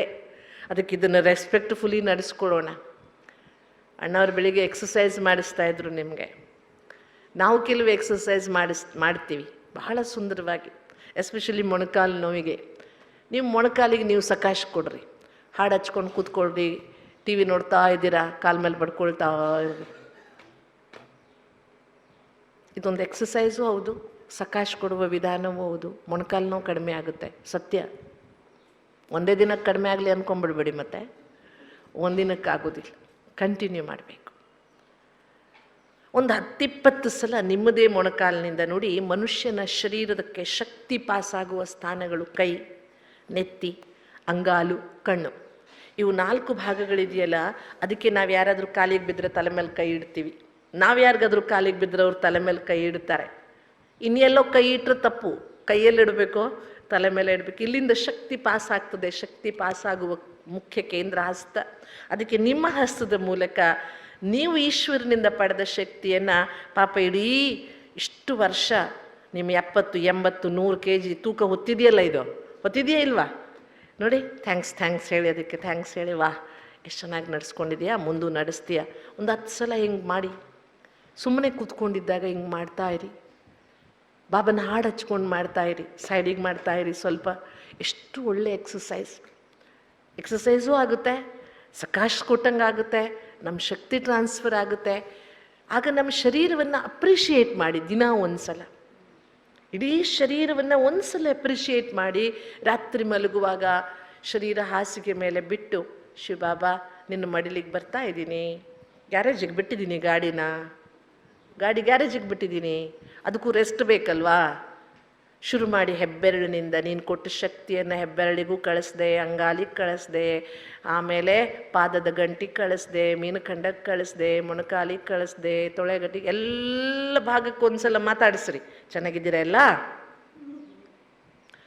ಇದು ಬಹಳ ಸಿಂಪಲ್ ಮೆಥಡ್. ಆದರೆ ಇದು ಬಹಳ ಹೊತ್ತು ಬೇಕಾಗಲ್ಲ. 1-2 ನಿಮಿಷದಲ್ಲಿ ನೀವು ಇಡೀ ಶರೀರವನ್ನು ಅಬ್ಸರ್ವ್ ಮಾಡ್ತೀರಾ. ನೋಡಿ, ನಿಮ್ಮ ಮನೇಲಿ ಕೆಲಸದವ್ರಿದ್ದಾರೆ ಅಂದ್ಕೊಳ್ಳಿ, ನಿಮ್ಮ ಫರ್ಮ್ನಲ್ಲಿ ಕೆಲಸದವ್ರಿದ್ದಾರೆ, ನೀವು ಒಂದು ಅಧಿಕಾರಿಯಾಗಿದ್ದೀರಿ. ನೀವು ಒಂದು ಸ್ಮೈಲ್ ಕೊಟ್ಟು ಹೆಂಗಿದೆಯಪ್ಪ ಅಂತ ಮಾತಾಡ್ಸಿದ್ರೆ ಎಷ್ಟು ಖುಷಿ ಆಗಲ್ಲ ಅವ್ರಿಗೆ? ಆಗುತ್ತಾ ಇಲ್ವಾ ಹೇಳ್ರಿ? ಸಂಬಳ ಕೊಡ್ತೀರಿ ನೀವು ಅವರಿಗೆ, ಅವರು ಡ್ಯೂಟಿ ಮಾಡ್ತಿರ್ತಾರೆ. ಬಟ್ ನನ್ನ ಸಾಹೇಬರು ಮಾತಾಡಿಸಿದ್ರು ಅಂತ ಎಷ್ಟು ಖುಷಿ ಆಗುತ್ತೆ ಅವ್ರಿಗೆ. ಹಾಗೆ ಇವರೆಲ್ಲ ನಿಮ್ಮ ಕರ್ಮಚಾರಿಗಳಲ್ವಾ, ದಿನಕ್ಕೊಂದ್ಸಲ ಮಾತಾಡಿಸ್ರಿ ಅವ್ರನ್ನ, ಥ್ಯಾಂಕ್ಸ್ ಹೇಳ್ರಿ. ಆಗ ನಿಮ್ಮ ಶರೀರ ಬಂಧನವಾಗೋದಿಲ್ಲ. ಅರ್ಥ ಆಯ್ತಾ? ತುಂಬ ಸಿಂಪಲ್. ಬಂಧನವಾಗಬಾರ್ದು. ಶರೀರ ಬೇಕು ನಮಗೆ, ಕೊನೆ ತನಕ ಬೇಕೇ ಬೇಕು. ಸಿಂಪಲ್ ಮೆಥಡ್ಗಳನ್ನು ಮಾಡಿರಿ. ಬಹಳ ಜನರಿಗೆ ವಯಸ್ಸಾದ ಮೇಲೆ ಒಂದು ತಾಪತ್ರಯ, ಕಿವಿ ಕಡಿಮೆ ಕೇಳುತ್ತೆ. ಇದೆಯಾ ನಿಮಗೂ ಯಾರಿಗಾದ್ರೂ? ಒಂದು 50 ವರ್ಷ ಆಗ್ತಿದ್ದಂಗೆ ಚೂರು ಟಿ ವಿ ಜೋರು ಇಟ್ಕೊಳ್ಳೋಣ ಅನಿಸುತ್ತೆ, ಮೊಬೈಲ್ ಸೌಂಡ್ ಸಣ್ಣದಾಯ್ತೇನೋ ಅನಿಸುತ್ತೆ. ಅಲ್ಲಿ ಅದು ಏನೂ ಸಣ್ಣದಾಗಿರಲ್ಲ, ನಮ್ಮದು ಇದು ಸ್ವಲ್ಪ ಸಣ್ಣದಾಗಿರುತ್ತೆ. ಅದಕ್ಕೊಂದು ಸಿಂಪಲ್ ಎಕ್ಸಸೈಸ್ ಇದೆ. ನನಗೆ ಒಂದು 5-6 ವರ್ಷದ ಹಿಂದೆ ಎಲ್ಲರಿಗಿಂತ ಸ್ವಲ್ಪ ಜಾಸ್ತಿ ಊಂಚಾ ಸುನ್ನ ಅಂತಾರಲ್ಲ, ಟಿ ವಿಯಲ್ಲಿ ಎಸ್ಪೆಷಲಿ ಮೊಬೈಲ್ನಲ್ಲಿ ಯಾರಾದರೂ ಮಾತಾಡಿದ್ರೆ ಏನು ಸಣ್ಣಗೆ ಮಾತಾಡ್ತಾರಲ್ಲ ಇವರು ಅನ್ನಿಸ್ತಿತ್ತು. ಆಮೇಲೆ ಅನ್ನಿಸ್ತು ನನಗೆ, ಮೊಬೈಲ್ನಲ್ಲಿ ಸಣ್ಣಗೆ ಮಾತಾಡ್ತಿಲ್ಲ ಅವರು, ನನಗೆ ಏನೋ ಪ್ರಾಪತ್ರೆ ಆಗ್ತಿದೆ ಅಂತ.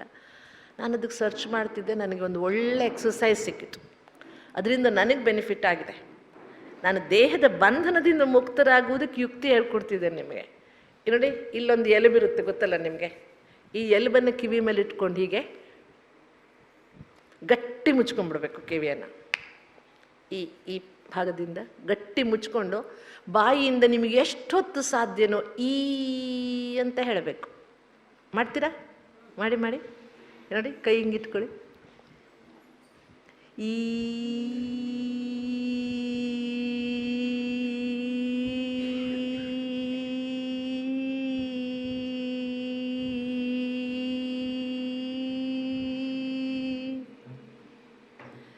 ಒಳಗೆ ಕೇಳುತ್ತೆ ನೀವು ಹೇಳಿದ್ದು, ನಿಮಗೆ ಹೊರಗಿಂತ ಏನೂ ಕೇಳಲ್ಲ.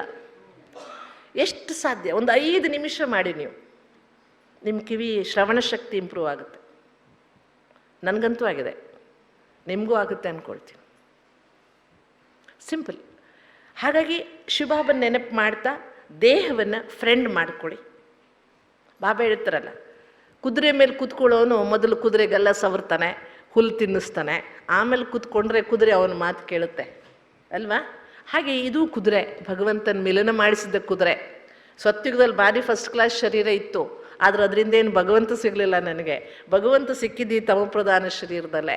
ಅದಕ್ಕೋಸ್ಕರ ಇದನ್ನು ಎಂದು ನೆಗ್ಲೆಕ್ಟ್ ಮಾಡಬೇಡಿ, ತಿರಸ್ಕಾರನೂ ಮಾಡಬೇಡಿ. ಎಂಥ ತಮೋಪ್ರಧಾನ ವಿಕಾರಿ ಶರೀರನೇ ಇರಲಿ, ಈ ಶರೀರದ ವಿಶೇಷತೆ ಏನು ಗೊತ್ತಾ? ಇದರ ಮೂಲಕ ನಾನು ಭಗವಂತನ ಮಿಲನ ಮಾಡಿದ್ದೇನೆ. ಅದಕ್ಕೆ ಹಾಗಂತ ಭಾರಿ ಜೋಪಾನ ಮಾಡಬೇಡಿ. ಭಾರಿ ಜೋಪಾನ ಮಾಡಿದರೆ ಭಾರಿ ಕಷ್ಟ, ಮತ್ತು ಅಂಟ್ಕೊಂಡ್ಬಿಡುತ್ತೆ. ಎಷ್ಟು ಬೇಕೋ ಅಷ್ಟೇ. ಮುಂದೆ ಹೋಗೋಣ. ಸಾರಿ, ಹಿಂದೆ ಹೋಗ್ತಾ ಇದೆಯಲ್ಲ. ಇಲ್ಲಿ ಈ ಮುರಳಿಯಲ್ಲಿ ಬಾಬಾ ದಾಸ ಮತ್ತು ಅಧಿಕಾರಿ ಒಟ್ಟಿಗೆ ಇರಲು ಸಾಧ್ಯವಿಲ್ಲ ಅಂತ ಹೇಳಿದ್ದಾರೆ. ಇಂದ್ರಿಯಗಳ ದಾಸ ಮತ್ತು ಇಂದ್ರಿಯಗಳ ಅಧಿಕಾರಿ ಆತ್ಮಗಳು ಒಟ್ಟಿಗೆ ಇರೋಕ್ಕಾಗೋದಿಲ್ಲ. ಲಕ್ಷಣಗಳನ್ನು ಹೇಳಿದ್ದಾರೆ ಆ ಮುರಳಿಯಲ್ಲಿ ಬಾಬಾ. ನಾವು ಎಷ್ಟಾಗುತ್ತೋ ಅಷ್ಟು ಲಕ್ಷಣಗಳನ್ನು ಇವತ್ತು ಚಿಂತನೆ ಮಾಡೋಣ. ಸುಮಾರು ಲಕ್ಷಣಗಳಿದ್ದಾವೆ ಆ ಮುರಳಿಯಲ್ಲಿ. ದಾಸ ಆತ್ಮನ ಮನಸ್ಸು ಹಾಗೂ ಚೆಹರೆ ಉದಾಸ ಆಗಿರುತ್ತದೆ. ಅಧಿಕಾರಿ ಆತ್ಮನ ಮನಸ್ಸು ಹಾಗೂ ತನುವಿನಿಂದ ಸದಾ ಹರ್ಷಿತವಾಗಿರ್ತಾರೆ. ರಾಜಋಷಿ ಆತ್ಮನ ಲಕ್ಷಣಗಳನ್ನು ಹೇಳ್ತಾ ಬಾಬಾ ಇದನ್ನು ಮುರಳಿಯಲ್ಲಿ ಎಕ್ಸ್ಪ್ಲೇನ್ ಮಾಡಿದ್ದಾರೆ. ಸಿಂಪಲ್ ಬರ್ಕೊಳ್ಳಿ. ದಾಸ ಅಂದರೆ ಉದಾಸ, ಅಧಿಕಾರಿ ಅಂದರೆ ಹರ್ಷಿತ. ಇಷ್ಟಿಷ್ಟು ಉದ್ದ ಬರ್ಕೊಂಡ್ರೆ ಭಾಳ ಹೊತ್ತಾಗುತ್ತೆ ನಿಮಗೆ. ಸಿಂಪಲ್ ಬರ್ಕೊಳ್ಳಿ, ಆಮೇಲೆ ಕೂತ್ಕೊಂಡು ಮತ್ತೆ ಎಕ್ಸ್ಪ್ಲೇನ್ ಮಾಡಿ ಬರ್ಕೊಳ್ಳಿ ರೂಮ್ಗೆ ಹೋದಾಗ. ದಾಸ ಅಂದರೆ ಆತ್ಮ ಉದಾಸ್, ಮೂಡ್ ಆಫ್. ಅಧಿಕಾರಿ ಅಂದರೆ ಹರ್ಷಿತ. ಚೆಕ್ ಮಾಡ್ಕೊಳ್ಳಿ, ಇವತ್ತು ನಾನು ದಾಸನೋ ಉದಾಸನೋ ಅಧಿಕಾರಿಯೋ? ಹೆಂಗಿದ್ದೀರಾ ಇವತ್ತು? ಇವತ್ತೆಲ್ಲ ಹೆಂಗಿದ್ದೀರಾ? ನಂಬರ್ 2 ಹರ್ಷಿತ ಅಲ್ವಾ? ಓಕೆ. ದಾಸ ಆತ್ಮ ಅಪ್ಸೆಟ್ ಆಗಿರ್ತಾರೆ, ಅಧಿಕಾರಿ ಆತ್ಮ ಸಿಂಹಾಸನದಲ್ಲಿ ಸೆಟ್ ಆಗಿರ್ತಾರೆ. ದಾಸ ಆತ್ಮ ಅಪ್ಸೆಟ್, ಅಧಿಕಾರಿ ಆತ್ಮ ಭೃಕುಟಿ ಸಿಂಹಾಸನದಲ್ಲಿ ಸೆಟ್ ಆಗಿರ್ತಾರೆ.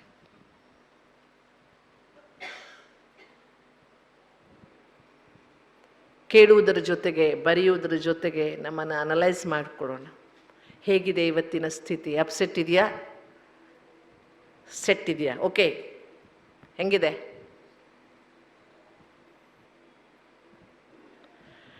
ದಾಸ ಆತ್ಮ ಸಣ್ಣ ಮಾತಿಗೂ ಕ್ಷಣದಲ್ಲಿ ಕನ್ಫ್ಯೂಸ್ ಆಗ್ತಾರೆ. ಸಣ್ಣ ಮಾತಿಗೂ ಕನ್ಫ್ಯೂಸ್ ಆಗ್ತಾರೆ. ಅಧಿಕಾರಿ ಆತ್ಮ ಕಂಫರ್ಟ್ ಅನುಭವ ಮಾಡ್ತಾರೆ. ಇದೆಲ್ಲ ಬಾಬಾ ಬಳಸಿರೋ ಶಬ್ದ. ನಾನು ವಿಚಾರ ಮಾಡ್ತೇನೆ, ಏನು ಚಂದ ಪ್ರಾಸ. ಕನ್ಫ್ಯೂಸ್, ಕನ್ಫರ್ಟ್ ಹೆಂಗೆ ಬಳಸಿದಾರೆ ನೋಡಿ ಬಾಬಾ. ಕನ್ಫ್ಯೂಸ್ ಆಗಿರ್ತಾರೆ ಅಂದರೆ ಗೊಂದಲದಲ್ಲಿ ಬೀಳುತ್ತಾರೆ ಸಣ್ಣ ಸಣ್ಣ ಮಾತಿಗೂ. ಆದರೆ ಅಧಿಕಾರಿ, ಇಂದ್ರಿಯಗಳ ಅಧಿಕಾರಿಯಾಗಿರುವ ಆತ್ಮ ಸದಾ ಇದ್ದಿದ್ದರಲ್ಲಿ, ಹೇಗಿದೆಯೋ ಅದರಲ್ಲಿ ಕಂಫರ್ಟ್ ಅನುಭವ ಮಾಡ್ತಾರೆ. ನಮ್ಮ ಸೆಕ್ಯೂರಿಟಿ ವಿಂಗ್ನಲ್ಲಿ ಒಂದು ಆತ್ಮ ಇದೆ, ಪಂಜಾಬ್ನಿಂದ ಬರುತ್ತೆ. ಅದು ನನಗೆ ಹೆಸರು ಮರ್ತಿದೆ. ಅವರು 10 ವರ್ಷ ಪಾಕಿಸ್ತಾನದ ಜೈಲಿನಲ್ಲಿದ್ದರು. ಅವರು ಭಾರತದ ಏನು ಹೇಳ್ತೀರಿ ನೀವು, ಬೇಹುಗಾರಿಕಾ ಇಲಾಖೆಯ ಅಧಿಕಾರಿ. ಅವರು ತೋರಿಸ್ಕೊಡಲ್ಲ ತಾನೆ, ಅಂಡರ್ಗ್ರೌಂಡ್ ಇರ್ತಾರೆ, ಸಿಂಪಲ್ ಇರ್ತಾರೆ. ಬೇಹುಗಾರಿಕೆಗಾಗಿ ಪಾಕಿಸ್ತಾನಕ್ಕೆ ಹೋದಾಗ ಸಿಕ್ಕಾಕ್ಕೊಂಡು ಜೈಲಿನಲ್ಲಿದ್ದರು 10 ವರ್ಷ. ಕೊನೆ ತನಕನೂ ನಾನು ಬೇಹುಗಾರಿಕಾ ಅಧಿಕಾರಿ ಅಂತ ಹೇಳ್ಕೊಂಡಿಲ್ಲ ಅವರು, ಇಲ್ಲವೇ ಇಲ್ಲ ಅಂತಲೇ ಲಾಸ್ಟ್ವರೆಗೆ. ಯಾಕೆಂದರೆ ಅದೊಂದು ಇಂಟರ್ನ್ಯಾಷನಲ್ ಲಾ, ಅದು ಹಂಗೆ ಹೇಳ್ಕೊಂಡ್ಬಿಟ್ರೆ ತುಂಬ ತಪ್ಪಾಗುತ್ತೆ. ಆ ರೀತಿ ಅರೆಸ್ಟ್ ಮಾಡಿದವರನ್ನು ಆ ಸರ್ಕಾರ ಸಾಯಿಸೋದಿಲ್ವಂತೆ, ಸಾಯಿಸಬಾರ್ದಂತೆ, ಅದೊಂದು ಇಂಟರ್ನ್ಯಾಷನಲ್ ಲಾ ಅಂತೆ. ಆದರೆ ಇವ್ರಿಗೆ ಎಷ್ಟು ಸತಾಯಿಸ್ತಿದ್ರಂತೆ ಅಂದರೆ, ಅವ್ರ ಬಾಯಲ್ಲಿ ಕೇಳಬೇಕು ನೀವು, ಕೊಳಕ್ಕಾಗಿರೋ ನೀರು ಕುಡಿಯೋಕ್ಕೆ ಕೊಡ್ತಿದ್ರಂತೆ. ನೀರು ಮಿನಿಮಮ್ ಅಲ್ವಾ ಎಲ್ಲರಿಗೂ, ಇಷ್ಟು ಕೊಳಕಿರ್ತಿತ್ತಂತೆ ನೀರು ಅಂದರೆ ಕುಡಿಯೋಕ್ಕಾಗ್ತಿಲ್ಲ, ವಾಸನೆ ಬರುವಂಥ ಕೊಳಕ್ಕಾಗಿರೋ ನೀರು ಕುಡಿಯೋಕ್ಕೆ ಕೊಡ್ತಿದ್ರು. ಇವ್ರಂಗೆ 8 ಜನ ಇಂಡಿಯನ್ಸ್ ಇದ್ರಂತೆ, ಒಂದು ಬರಾಕ್ನಲ್ಲಿ ಹಾಕಿಟ್ಟಿದ್ರು ಇವ್ರನ್ನ. ಎಲ್ಲರೂ ಒದ್ದಾಡೋರು, ಆರೋಗ್ಯ ಕೆಡೋದು. ಅದಕ್ಕೆ ಇವ್ರೇನು ಯುಕ್ತಿ ಇವ್ರದ್ದು ಒಂದೇ ಒಂದು ಏಮ್ ಇತ್ತಂತೆ, ಬದುಕಿ ದೇಶಕ್ಕೆ ವಾಪಸ್ ಹೋಗಬೇಕು ಅಂತ, ಇನ್ನೇನೂ ಇಲ್ಲ, ಬದುಕಿ ಇಂಡಿಯಾಕ್ಕೆ ವಾಪಸ್ ಹೋಗಬೇಕು. ಇವ್ರ ಹತ್ರ ತುಂಬ ಸೀಕ್ರೆಟ್ಸ್ ಇತ್ತಂತೆ, ಅದನ್ನು ಗುಪ್ತವಾಗಿ ಇಟ್ಕೊಂಡಿದ್ರು ಇವರು. ಅದನ್ನು ಹೇಗಾದರೂ ತಗೊಂಡು ಇಂಡಿಯಾಕ್ಕೆ ಹೋಗ್ಬೇಕು ನಾನು ಅಂತ. ಅದಕ್ಕೆ ಅವ್ರು ಏನು ಮಾಡ್ತಿದ್ರಂತೆ, ಇವ್ರ ಹತ್ರ ಕೆಲಸ ಎಲ್ಲ ಮಾಡಿಸ್ತಿದ್ರಲ್ವ, ಅಲ್ಲಿ ಉಸುಕಿರ್ತಿತ್ತಂತೆ ರೇತಿ. ಆ ನೀರನ್ನು ರೇತಿಯಲ್ಲಿ ಸೋಸಿ ಸ್ವಚ್ಛ ಮಾಡಿ ಒಂದು ಗಡಿಗೆ, ಕೊಳಕ್ಕೆ ಗಡಿಗೆ ನೀರಿಡ್ತಿದ್ರಂತೆ. ಎಲ್ಲರಿಗೂ ಅದನ್ನು ಶೋಧಿಸಿ ಕೊಡ್ತಿದ್ರಂತೆ. ಏನು ರೊಟ್ಟಿ ಕೊಡ್ತಿದ್ರಂತ ಗೊತ್ತಾ ಅವರಿಗೆ ತಿನ್ನೋಕ್ಕೆ? ಹುಲ್ಲಿನ ರೊಟ್ಟಿ ಕೊಡ್ತಿದ್ರಂತೆ. ಯಾವ ದವಸ ಧಾನ್ಯದ್ದಲ್ಲ, ಹುಲ್ಲು. ಮನುಷ್ಯ ಹುಲ್ಲು ಜೀರ್ಣ ಆಗಲ್ಲ ಮನುಷ್ಯನಿಗೆ, ಭಾಳ ಕಷ್ಟ. ಆ ಹುಲ್ಲಿನ ರೊಟ್ಟಿ ಕೊಡ್ತಿದ್ರಂತೆ. ಈಗ ಬದುಕಬೇಕು ಅಂದ್ರೆ ಅದನ್ನೇ ತಿನ್ನಬೇಕು. ಪಾಪ ಎಲ್ಲರೂ ಅಳೋರಂತೆ. ಆಗ ಇವ್ರು ಹೇಳ್ತಿದ್ರಂತೆ, ಅರೇ ನಾವು ಪಂಜಾಬ್ನಲ್ಲಿದ್ದೀವಿ, ಅಮ್ಮ ಕೈಯಿಂದ ಒಳ್ಳೆ ಬಿಸಿ ಬಿಸಿ ರೊಟ್ಟಿ ಮಾಡಿ ಕೊಟ್ಟಿದ್ದಾರೆ ಅವರಿಗೆ. ಪಂಜಾಬಿಗಳಿಗೆ ಮಕಾಯಿ ಕಿ ರೋಟಿ, ಮಖನ್ ಮಾರ್ಕೆ ಭಾಳ ಇಷ್ಟ. ಇಷ್ಟಿಷ್ಟುದ್ದ ಲಸ್ಸಿ ಇಷ್ಟ ಅವರಿಗೆ, ಇಷ್ಟಿಷ್ಟುದ್ದ ಗ್ಲಾಸಲ್ಲಿ ಲಸ್ಸಿ ಕುಡಿಯೋದು. ಅದಕ್ಕೆ ಅವರೆಲ್ಲರಿಗೂ ನೀರು ತುಂಬಿಸಿ ತಾನು ಸೋಸಿದ ನೀರನ್ನು ಲೋಟದಲ್ಲಿಟ್ಟು ಆ ಹುಲ್ಲಿನ ರೊಟ್ಟಿಯನ್ನು ದೇಕು ದೇಕು ಮಾಕೆ ಹಾತ್ಕ ಮಕಾಯಿ ಕಿ ರೋಟಿ ಇಸ್ಕೆ ಮಖನ್ ಮಾರ್ಕೆ ಖಾ ರಹೆ ಅಂದ್ಕೊಂಡು ತಿನ್ನೋದಂತೆ. ಇಲ್ಲ, ಅಲ್ಲಿ ಮಕಾಯಿ ರೋಟಿನೂ ಇಲ್ಲ, ಬೆಣ್ಣೆನೂ ಇಲ್ಲ, ಮಜ್ಜಿಗೆನೂ ಇಲ್ಲ. ಅವ್ರಿಗೇನೂ ಜ್ಞಾನ ಇರಲಿಲ್ಲ. ಆದರೆ ಎಂಥ ಪರಿಸ್ಥಿತಿಯಲ್ಲಿಯೂ ಕಂಫರ್ಟ್, ನಾ ಹೇಳೋದು ನಿಮಗೆ ಅವಕಾಶ ಇದ್ದಾಗ ಇರಲಿ ಬಿಡಿ, ನಾನು ತಿಂದ್ಕೊಂಡು ಜೀರ್ಣ ಮಾಡ್ಕೊಂಡ್ಬಿಡ್ತೀನಿ ಅಂತ ಮಾಡುವುದಲ್ಲ. ಅರ್ಥ ಆಯ್ತಲ್ಲ, ಇದು ಯಾವ ಸನ್ನಿವೇಶಕ್ಕೆ ಹೇಳಲಾಗ್ತಾ ಇದೆ ಇದನ್ನೆಲ್ಲವನ್ನ? ಏನಾಯಿತು, ನಾನೊಂದಿಷ್ಟು ಪಾನಿಪೂರಿ ತಿಂದ್ಕೊಂಡು ನಾನು ಇದನ್ನು ಬಹಳ ಶುದ್ಧವಾದ ಪಾನಿಪೂರಿ ತಿಂತಾ ಇದ್ದೇನೆ ಅಂತ ತಂದು ರಸ್ತೆ ಬದಿದು ತಿಂತೇನೆ, ಜೀರ್ಣ ಆಗಲ್ವಾ ಅಂತ ಅಂದ್ಕೊಂಡ್ರೆ ತಾನಾಗಿ ಹೋಗಿ ಹೊಂಡಕ್ಕೆ ಬೀಳೋರ್ನ ಯಾರೂ ರಕ್ಷಣೆ ಮಾಡಲ್ಲ. ಅಕಸ್ಮಾತ್ ಹೊಂಡಕ್ಕೆ ಬಿದ್ದವ್ರನ್ನೇ ಎತ್ತಲಾಗ್ತದೆ, ಯಾರಾದರೂ ಬರ್ತಾರೆ ಅಲ್ಲಿ, ಗೊತ್ತಾಯ್ತಲ್ಲ. ಅದಕ್ಕೆ ಅಧಿಕಾರಿ ಆತ್ಮ ಅಂದರೆ ಎಂಥ ಸನ್ನಿವೇಶವೇ ಬಂದರೂ ಸಹ ಅವರು ಕಂಫರ್ಟ್ ಆಗಿರ್ತಾರೆ. ದಾಸ ಆತ್ಮ ಇಂದ್ರಿಯಗಳಿಗೆ ದಾಸರಾಗಿರ್ತಾರೆ, ಅಧಿಕಾರಿ ಆತ್ಮ ಇಂದ್ರಿಯಗಳಿಗೆ ಮಾಲೀಕರಾಗಿರ್ತಾರೆ. ದಾಸರು ಇಂದ್ರಿಯಗಳ ದಾಸರಾಗಿರ್ತಾರೆ. ಕಣ್ಣು ಹೇಳ್ದಂಗೆ ಕೇಳ್ತಾರೆ, ಕಿವಿ ಹೇಳ್ದಂಗೆ ಕೇಳ್ತಾರೆ, ಬಾಯಿ ಹೇಳ್ದಂಗೆ ಕೇಳ್ತಾರೆ. ಆದರೆ ಅಧಿಕಾರಿಗಳು ಇಂದ್ರಿಯಗಳಿಗೆ ಮಾಲೀಕರಾಗಿರ್ತಾರೆ. ಬಹುಶಃ ನಿಮಗೆಲ್ಲ ವಯಸ್ಸಾದ ಮೇಲೆ ಈ ಸಮಸ್ಯೆ ಬರುತ್ತೆ. ಮೊದಲು ಹೆಂಗೆ ಬೇಕಂಗೆ ಏನು ಬೇಕಂಗೆ ತಿನ್ಕೊಂಡು ಬೆಳೆದಿರ್ತೀವಿ. ವಯಸ್ಸಾದ ಮೇಲೆ ಶರೀರ ಹಾಗೆಲ್ಲ ನಡೆಯೋದಿಲ್ಲ, ಇಂಥದ್ದು ತಿನ್ನಬೇಡ ಅನ್ನುತ್ತೆ, ಆದರೆ ನಾಲ್ಗೆ ಕೇಳೋದಿಲ್ಲ. ಏನಾಗಿರಬೇಕು? ಮಾಲೀಕರಾಗಬೇಕಾ, ದಾಸರಾಗಬೇಕಾ? ಬಾಬಾ ಹೇಳಿದರೆ ನಿಮಗೆ ಪಕೋಡ ತಿನ್ನಬೇಡಿ ಅಂತ ಹೇಳಿಲ್ಲ ಬಾಬಾ, ಆದರೆ ಪಕೋಡ ಇವತ್ತು ತಿನ್ನಬೇಕು ಅಂದರೆ 4 ದಿನ ಬಿಟ್ಕೊಂಡು ತಿನ್ನಿ ಅಂದಿದ್ದಾರೆ ಬಾಬಾ. ಮುರುಳಿ ಓದಿ ಬಾಬಾ ಹೇಳಿದ್ದಾರೆ, ಪಕೋಡ ತಿನ್ಬೇಕು ಅನಿಸುತ್ತಾ ಇವತ್ತು ತಿನ್ನಬೇಡಿ, 4 ದಿನ ಬಿಟ್ಕೊಂಡು. ಅಷ್ಟೊತ್ತಿಗೆ ಇಂಟ್ರೆಸ್ಟ್ ಹೊಟ್ಟೋಗಿರುತ್ತೆ, ಆವಾಗ ನೀವು ಕಂಟ್ರೋಲ್ ತಿನ್ನಿ ಪರವಾಗಿಲ್ಲ, ಆದರೆ ಬೇಕನ್ನಿಸಿದ ದಿನವೇ ಅದನ್ನು ತಿನ್ನೋಕ್ಕೆ ಹೋಗಬೇಡಿ. ನೀವು ಮಾಲೀಕರಾಗಿ, ನಾಲಿಗೆ ನಿಮ್ಮ ಮಾಲೀಕ ಆಗಬಾರ್ದು. ಪ್ರಾಕ್ಟೀಸ್ ಮಾಡ್ತೀರಾ? ಮಾಡದಿದ್ರೆ ಬೇರೆ ದಾರಿ ಇಲ್ಲ, ಗೊತ್ತಾಯ್ತಲ್ಲ. ದಾಸ ಆತ್ಮಜ್ಞಾನದಿಂದ ದೂರವಾಗಿರ್ತಾನೆ, ಅದಕ್ಕೆ ಕಷ್ಟದಲ್ಲಿರ್ತಾನೆ. ದೇಹಾಭಿಮಾನ ಹೊಕ್ಕಿಬಿಡುತ್ತೆ ಇಲ್ಲಿಯ ಹಾಗೆ. ಅಧಿಕಾರಿ ಆತ್ಮ ಮಾಸ್ಟರ್ ಸರ್ವಶಕ್ತಿವಾನ್, ವಿಘ್ನ ವಿನಾಶಕ ಸ್ಥಿತಿಯಲ್ಲಿರ್ತಾನೆ. ಅಂಡರ್ಲೈನ್, ಅಧಿಕಾರಿ ಆಗಬೇಕು ಅಂದರೆ ಯಾವ ಸ್ಥಿತಿ ಬೇಕೋ? ಮಾಸ್ಟರ್ ಸರ್ವಶಕ್ತಿವಾನ್, ವಿಘ್ನ ವಿನಾಶಕ. ಅಭ್ಯಾಸ ಮಾಡುವುದು ಕಷ್ಟವಾದರೆ ದಿನ ಬರೀರಿ. ನಾನು ಅಧಿಕಾರಿ ಆಗಬೇಕು ಅಂದ್ರೆ ಒಂದು 108 ಸಲ ಬರೀರಿ, ನಾನು ಮಾಸ್ಟರ್ ಸರ್ವಶಕ್ತಿವಾನ್ ನಾನು ಅಂದರೆ ಒಂದೇ ಸಲ ಕೂತ್ಕೊಂಡು ಮಕ್ಕಳು ಹೋಮ್ವರ್ಕ್ ಬರ್ದಂಗೆ ಬರೆದು ಬಿಡೋದಲ್ಲ. ಸ್ಥಿತಿಯಲ್ಲಿದ್ಕೊಂಡು ಮಾಸ್ಟರ್ ಸರ್ವಶಕ್ತಿವಾನ್ ಆತ್ಮ ನಾನು, ಮಾಸ್ಟರ್ ಸರ್ವಶಕ್ತಿವಾನ್ ಆತ್ಮ ನಾನು, ಮಾಸ್ಟರ್ ಸರ್ವಶಕ್ತಿ ವಿತ್ ಎಕ್ಸ್ಪೀರಿಯನ್ಸ್ ಬರೆದ್ರೆ ಪ್ರಾಕ್ಟೀಸ್ ಆಗುತ್ತೆ ನಮಗೆ. ಹಾಗೆ ವಿಘ್ನ ವಿನಾಶಕ ಸ್ಥಿತಿಯೂ ಸಹ. ದಾಸರು ಜ್ಞಾನದಿಂದ ದೂರ ಆಗಿರೋದ್ರಿಂದ ಕಷ್ಟದಲ್ಲಿರ್ತಾರೆ. ಅಧಿಕಾರಿಗಳು ಮಾಸ್ಟರ್ ಸರ್ವಶಕ್ತಿವಾನ್ ಹಾಗೂ ವಿಘ್ನ ವಿನಾಶಕ ಸ್ಥಿತಿಯಲ್ಲಿರ್ತಾರೆ. ದಾಸ ಆತ್ಮಗಳು ಪರೀಕ್ಷೆಗಳ ಸುಳಿಯ ಅನುಭವ ಮಾಡ್ತಾರೆ. ಏನು ನನ್ನ ಬಿಡೋದೇ ಇಲ್ವಲ್ಲ, ಒಂದಾದ್ಮೇಲೆ ಒಂದು ನನಗೆ ಬರ್ತವಲ್ಲ ಪರೀಕ್ಷೆಗಳು ಅಂದ್ಕೊಳ್ತಾರೆ. ಅದಕ್ಕೆ ಕಾರಣ ಅವರು ಮರ್ತೋಗ್ಬಿಡ್ತಾರೆ. ಅವರು ದಾಸರಾಗಿರ್ತಾರೆ, ಇಂದ್ರಿಯಗಳ ದಾಸರಾಗಿರ್ತಾರೆ. ಅಧಿಕಾರಿ ಆತ್ಮ ಅಂಬಿಗನಾಗಿ ಪರೀಕ್ಷೆಗಳ ಅಲೆಗಳಲ್ಲಿ ಆಡ್ತಾ ಆಡ್ತಾ ಪಾರಾಗಿ ಬಿಡ್ತಾರೆ. ಮಾಸ್ಟರ್ ಖೆವಯ್ಯ ಅಲ್ವಾ, ಬಾಬಾ ಟೈಟಲ್ ಕೊಟ್ಟಿದ್ದಾರೆ, ಮಾಸ್ಟರ್ ಖೆವಯ್ಯ. ಅಂಬಿಗನಾಗಿ ಪರೀಕ್ಷೆಗಳನ್ನು ಸಹ ಏನು ಮಾಡ್ಕೊಳ್ತಾರೆ, ಆಟ ಆಡುವ ಸಾಧನ ಮಾಡ್ಕೊಂಡ್ಬಿಡ್ತಾರೆ.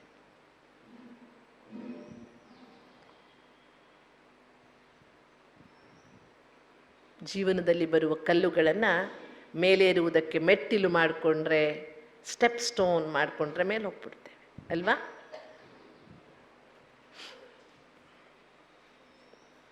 ದಾಸ ಆತ್ಮನಿಗೆ ಕೆಲವೊಮ್ಮೆ ಕಣ್ಣು ಎನ್ನುವ ಇಲಿ ಮೋಸ ಮಾಡ್ತದೆ, ಕೆಲವೊಮ್ಮೆ ಕಿವಿ ಎನ್ನುವ ಬೆಕ್ಕು ಮೋಸ ಮಾಡ್ತದೆ, ಕೆಲವೊಮ್ಮೆ ಕೆಟ್ಟ ಸಂಸ್ಕಾರ ಎನ್ನುವ ಸಿಂಹ ದಾಳಿ ಮಾಡ್ತದೆ. ಇದು ನನ್ನ ಶಬ್ದ ಅಲ್ಲ, ಇದೆಲ್ಲ ಬಾಬನ ಶಬ್ದ, ಮುರುಳಿ ಇದೆ ಬಾಬನ.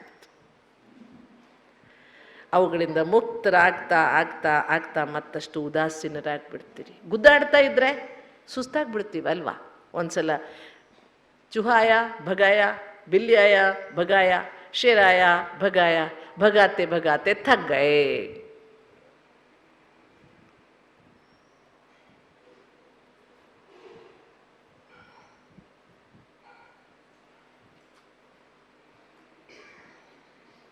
ಹಿಂದಿನ ಬೇಕಾ?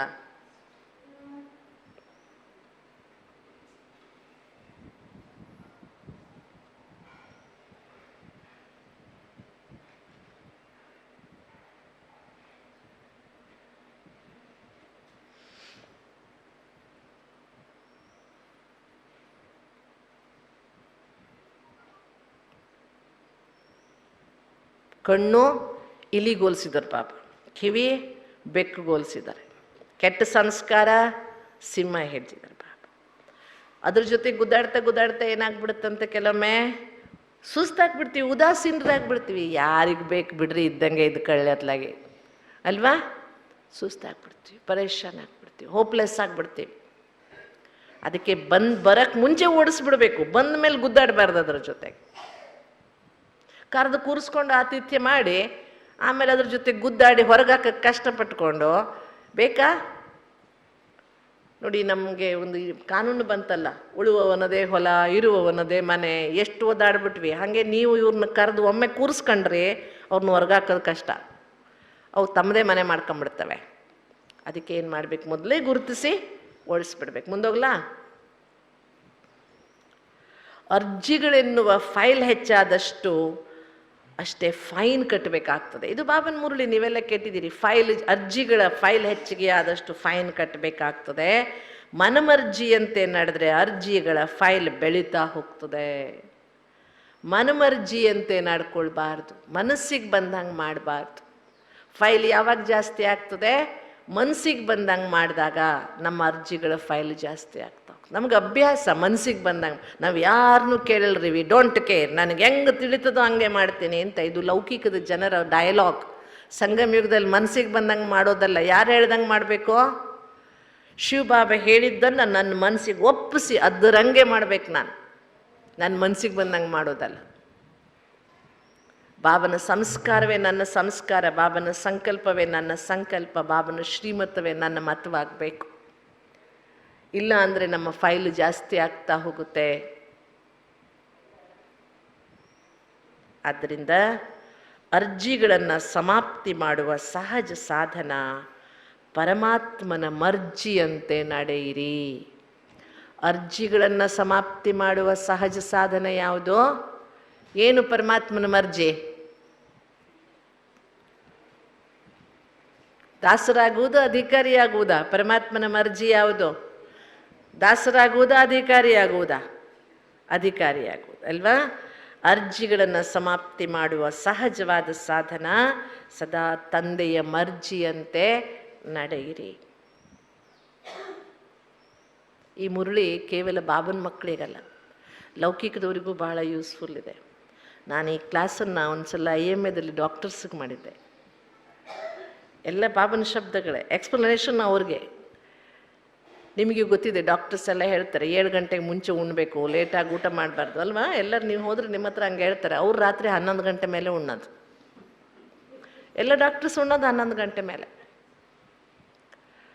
IMAದಲ್ಲಿ ಯಾವತ್ತೇ ನಾವು ಪ್ರೋಗ್ರಾಮ್ ಮಾಡೋಕ್ಕೆ ಹೋದ್ರೂ ಪ್ರೋಗ್ರಾಮ್ ತುಂಬ ಖುಷಿಯಿಂದ ಕೇಳ್ತಾರೆ. ಆದರೆ ಪ್ರೋಗ್ರಾಮ್ ಶುರುವಾಗೋದು 9 ಗಂಟೆಗೆ. ಅವರೆಲ್ಲ ಆಸ್ಪತ್ರೆ ಮುಗಿಸ್ಕೊಂಡು ಬರಬೇಕಲ್ಲ.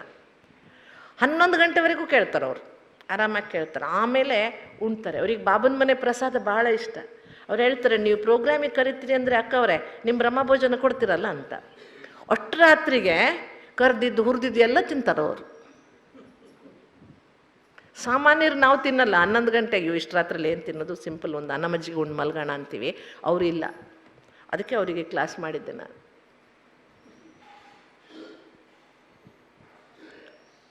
ನೋಡಿ, ನೀವು ಪರಮಾತ್ಮನ ಮುರುಳಿ ಅಂದರೆ ಬೋರಿಂಗ್ ಅಂತ ಹೇಳ್ತಿರಲ್ಲ. ನೋಡಿ, ನಾನು ನಿಮ್ಗೆ ಇವತ್ತು ನಿಮ್ಮ ಮುರುಳಿನೇ ಹೇಳ್ತೇನೆ, ಆದರೆ ನಿಮ್ಮ ಮೆಥಡ್ನಲ್ಲೇ ಹೇಳ್ತೇನೆ ಅಂತ ಇದನ್ನು ಪವರ್ ಪಾಯಿಂಟ್ ಮಾಡ್ಕೊಂಡೆಲ್ಲೇ ಆಶ್ಚರ್ಯ. ಅವರು ಹಿಂಗೆಲ್ಲ ಇರುತ್ತಾ ನಿಮ್ಮ ಮುರುಳಿ ಅಂತ. ಬಾಬನ ಮುರುಳಿ ಇದು. ಇದರಲ್ಲಿ ನಂದೇನೂ ಇಲ್ಲ, ಎಕ್ಸ್ಪ್ಲನೇಷನ್ ಮಾತ್ರ ನಾನು ಬಾಬನ ಜ್ಞಾನದ ಅನುಸಾರ ಮಾಡ್ತಿರೋದು. ಶಬ್ದ ಎಲ್ಲ ಯಾರ್ದು? ಪಕ್ಕಾ ಸರ್ವಶಕ್ತಿವಂತ ಜ್ಞಾನಸಾಗರ ಶಿವಬಾಬನದು. ಏನು ತಂದೆ ಪರಮಾತ್ಮನ ಮರ್ಜಿ? ಪ್ರತಿಯೊಂದು ಆತ್ಮನ ಕುರಿತು ಸದಾ ಶುಭ ಚಿಂತನೆ ಮಾಡ್ರಿ. ಸರ್ವರ ಬಗ್ಗೆಯೂ ಸದಾ ಶುಭ ಚಿಂತನೆ ಮಾಡುವ ಸ್ವಕಲ್ಯಾಣಿ ವಿಶ್ವ ಕಲ್ಯಾಣಿ ಆಗ್ರಿ. ಸದಾ ವ್ಯರ್ಥ ಚಿಂತನೆ ಎನ್ನುವ ಕಣ್ಣು ಮುಚ್ಚಿಕೊಂಡು ಸದಾ ತಂದೆಯ ಮರ್ಜಿಯಂತೆ ನಡೆಯಿರಿ. ಇದು ಪರಮಾತ್ಮನ ಮರ್ಜಿ. ಪ್ರತಿಯೊಂದು ಆತ್ಮನ ಬಗ್ಗೆ ಶುಭ ಚಿಂತನೆ ಮಾಡ್ರಿ ಯಾವಾಗಲೂ. ಅಷ್ಟು ಈಸಿ ಟಾಸ್ಕ್ ಅಲ್ಲ ಇದು. ಬಿಗ್ ಬಾಸ್ ಟಾಸ್ಕು ಮಾಡಿಬಿಡ್ಬೋದು, ಈ ಟಾಸ್ಕ್ ಮಾಡೋದು ಸುಲಭ ಅಲ್ಲ. ಸದಾ ಎಲ್ಲರ ಬಗ್ಗೆಯೂ ಏನು ಮಾಡಬೇಕು? ಶುಭ ಚಿಂತನೆ ಮಾಡಬೇಕು. ನಿಮ್ಮ ತಲೆ ಮೇಲೆ ಕಲ್ಲು ಹಾಕಿದವನ ಎದುರಿಗೆ ಬಂದ್ರೂ ಶುಭ ಚಿಂತನೆ ಮಾಡಬೇಕು. ಎಂಥ ದೊಡ್ಡ ಕೆಲಸ ಕೊಟ್ಟಿದ್ದಾರೆ ಬಾಬಾ. ಆದರೆ ಮಾಡಿದ್ರೆ ತುಂಬ ಖುಷಿ ಸಿಗುತ್ತೆ, ಮಾಡಿದ್ರೆ ತುಂಬ ಆಶೀರ್ವಾದ ಸಿಗುತ್ತೆ. ಎಲ್ಲರ ಬಗ್ಗೆಯೂ ಶುಭ ಚಿಂತನೆ ಮಾಡುವಂಥ ಸ್ವಕಲ್ಯಾಣಿ ಮತ್ತು ವಿಶ್ವ ಕಲ್ಯಾಣಿ ಆಗುತ್ತೆ. ಶುಭ ಚಿಂತನೆ ಮಾಡಿದ್ರೆ ನಮ್ಮ ಕಲ್ಯಾಣ ಅಂತೂ ಹಾಗೆ ಆಗುತ್ತೆ, ವಿಶ್ವ ಕಲ್ಯಾಣವೂ ಆಗುತ್ತೆ. ಸದಾ ವ್ಯರ್ಥ ಚಿಂತನೆ ಎನ್ನುವ ಕಣ್ಣು ಮುಚ್ಕೊಂಡಿರ್ರಿ. ಯಾವ ಕಣ್ಣು ಮುಚ್ಚಬೇಕು? ಸ್ಥೂಲ ಕಣ್ಣಲ್ಲ, ವ್ಯರ್ಥ ಚಿಂತನೆ ಎನ್ನುವ ಕಣ್ಣನ್ನು ಮುಚ್ಕೊಂಡಿರ್ರಿ. ಪರಮಾತ್ಮನ ಮರ್ಜಿಯಂತೆ ನಡೀರಿ. ತುಂಬ ಚಿಕ್ಕದಾದ ಕರ್ಮೇಂದ್ರಿಯಗಳು, ಕಣ್ಣು, ಕಿವಿ, ಇವುಗಳ ಆಕರ್ಷಣೆ ಬಹಳ ದೊಡ್ಡ ಜಾಲವನ್ನೇ ಹರಡಿಬಿಡ್ತದೆ. ಜೇಡರ ಬಲೆ ಹಾಗೆ ಈ ಬಲೆಯಲ್ಲಿ ಸಿಕ್ಕಿರುವ ಆತ್ಮಗಳು ಈಶ್ವರಿಯ ಎಚ್ಚರ ಹಾಗೂ ಈಶ್ವರಿಯ ಮರ್ಯಾದೆಯಿಂದ ಎಚ್ಚರ ತಪ್ಪಿಬಿಡ್ತಾರೆ. ಸಣ್ಣ ಸಣ್ಣವು ಕಣ್ಣು, ಕಿವಿ ಎಲ್ಲ ಅಲ್ವಾ? ಹೃದಯ, ಮೆದುಳು, ಜಠರ ಇವೆಲ್ಲವುಗಳ ಮುಂದೆ ಕಣ್ಣು, ಕಿವಿ ಇಟ್ಟಿಟ್ಟಿದ್ದಾವೆ. ಆದರೆ ಇಷ್ಟು ದೊಡ್ಡ ಜೇಡರ ಬಲೆಯ ಹಾಗೆ ಇದರದ್ದು ಜಾಲ ಇದೆ. ಏನು ತಪ್ಪಿ ಹೋಗ್ತದೆ ಇವುಗಳಿಗೆ ವಶ ಆದರೆ? ನಾವು ಈಶ್ವರಿಯ ಎಚ್ಚರ ಮರೆತು ಹೋಗ್ತದೆ. ಈಶ್ವರಿಯ ಮರ್ಯಾದೆಗಳಿಂದಲೂ ಎಚ್ಚರ ತಪ್ಪಿ ಬಿಡ್ತೇವೆ. ಯಾರೋ ಏನೋ ಹೇಳಿದರು ಅಂತ ಕೇಳಿಕೊಂಡು ನಾವೆಷ್ಟೋ ಸಲ ನೋಡ್ತೇವೆ, ಯಾರೋ ಏನೋ ಅಕ್ಕ ಅವರು ನಿಮ್ಮ ಬಗ್ಗೆ ಏನೋ ಹೇಳಿದರು ಅಂತ ಯಾರೋ 3ನೇವ್ರು ನಿಮಗೆ ಹೇಳ್ತಾರೆ. ನೀವು ಹಿಂದೆ ಮುಂದೆ ನೋಡಲ್ಲ, ಅಕ್ಕ ಅವ್ರ ಮುಂದೆ ಹೋಗಿ ಒದರಿದ್ದು. ಅವಾಗ ಏಕೆ ಇಷ್ಟೆಲ್ಲ ಕೂಗಾಡ್ತಿದ್ದೀರಾ? ನಾನೇನು ಹೇಳಿಲ್ವಲ್ಲ. ಕರೀರಿ ಆ ವ್ಯಕ್ತಿಯನ್ನು. ಕರೆದಾಗ ಮಾತು ಬೇಕಂತ ತನ್ನ ಬೆಳೆ ಬೇಯಿಸ್ಕೊಳ್ಳೋದಕ್ಕೋಸ್ಕರ ಅವನೇನು ಮಾಡಿರ್ತಾರೆ? ಸುಳ್ಳು ಹೇಳಿರ್ತಾರೆ. ಅದರಿಂದ ಆ ಕಿವಿ ಯಾರದೋ ಹಿತ್ತಾಳೆ ಕಿವಿಯಾಗಿ ಯಾರದೋ ಮಾತು ಕೇಳಿಕೊಂಡು ನಾವು ನಿಮಿತ್ತರ ವಿರುದ್ಧ, ಮನೆಯಲ್ಲಿ ಹಿರಿಯರ ವಿರುದ್ಧ ಅಥವಾ ಇನ್ಯಾರೋ ಸಬಾರ್ಡಿನೇಟ್ಸ್ ವಿರುದ್ಧ ಚಿರಾಡಿ ಬಿಡ್ತೀವಿ ಯಾರದೋ ಮಾತು ಕೇಳಿ. ಅಲ್ಲಿ ಯಾರು ಜಾಲ ಬೀಸಿದ್ದು? ನಿಮ್ಮ ಕಿವಿ. ಯಾರು ಜಾಲ ಬೀಸಿದ್ದು? ನಿಮ್ಮ ಕಿವಿ ಅಲ್ವಾ? ಈಶ್ವರಿಯ ಮರ್ಯಾದೆಯನ್ನು ಮರೆತು ಬಿಡ್ತೀವಿ, ಎಚ್ಚರ ತಪ್ಪಿ ಬಿಡ್ತೀವಿ. ವಿಶೇಷಾತ್ಮ ಆಗುವುದಕ್ಕೆ ಸರ್ವರಲ್ಲಿ ವಿಶೇಷತೆಗಳನ್ನೇ ನೋಡ್ರಿ. ಜೇನು ನೊಣದ ದೃಷ್ಟಿ ಸದಾ ಹೂಗಳ ಮೇಲೆ ಇರುವಂತೆ ನಿಮ್ಮ ದೃಷ್ಟಿ ಸದಾ ವಿಶೇಷತೆಗಳ ಮೇಲೆ ಇರಲಿ. ನೊಣಕ್ಕೂ ಜೇನುನೊಣಕ್ಕೂ ಏನು ವ್ಯತ್ಯಾಸ? ನೊಣ ಎಲ್ಲಿ ಬೇಕಲ್ಲಿ ಕೂತ್ಕೊಳ್ಳುತ್ತೆ, ಹೊಲಸಿನ ಮೇಲೆ ಜಾಸ್ತಿ ಕೂತ್ಕೊಳ್ಳುತ್ತೆ. ಜೇನುನೊಣ ಎಷ್ಟು ದೂರವೇ ಇರಲಿ ಹೂವನ್ನು ಹುಡುಕೊಂಡು ಹೋಗುತ್ತೆ, ಅದು ಹೊಲಸಿನ ಮೇಲೆ ಕೂತ್ಕೊಳ್ಳೋದಿಲ್ಲ. ಅದಕ್ಕೆ ಶಿವಬಾಬಾ ನಮಗೆ ಮಧುಮಕ್ಕಿ ಬನೋ ಮಕ್ಕಿ ನಹಿ ಬನೋ ಅಂದಿದ್ದಾರೆ. ಏನಾಗಬೇಕು ನಾವು? ಮಧುಮಕ್ಕಿ ಆಗಬೇಕು, ಜೇನುನೊಣವಾಗಬೇಕು. ಎಲ್ಲರಲ್ಲಿ ಏನನ್ನು ನೋಡಬೇಕು? ವಿಶೇಷತೆಗಳನ್ನು ನೋಡಬೇಕು.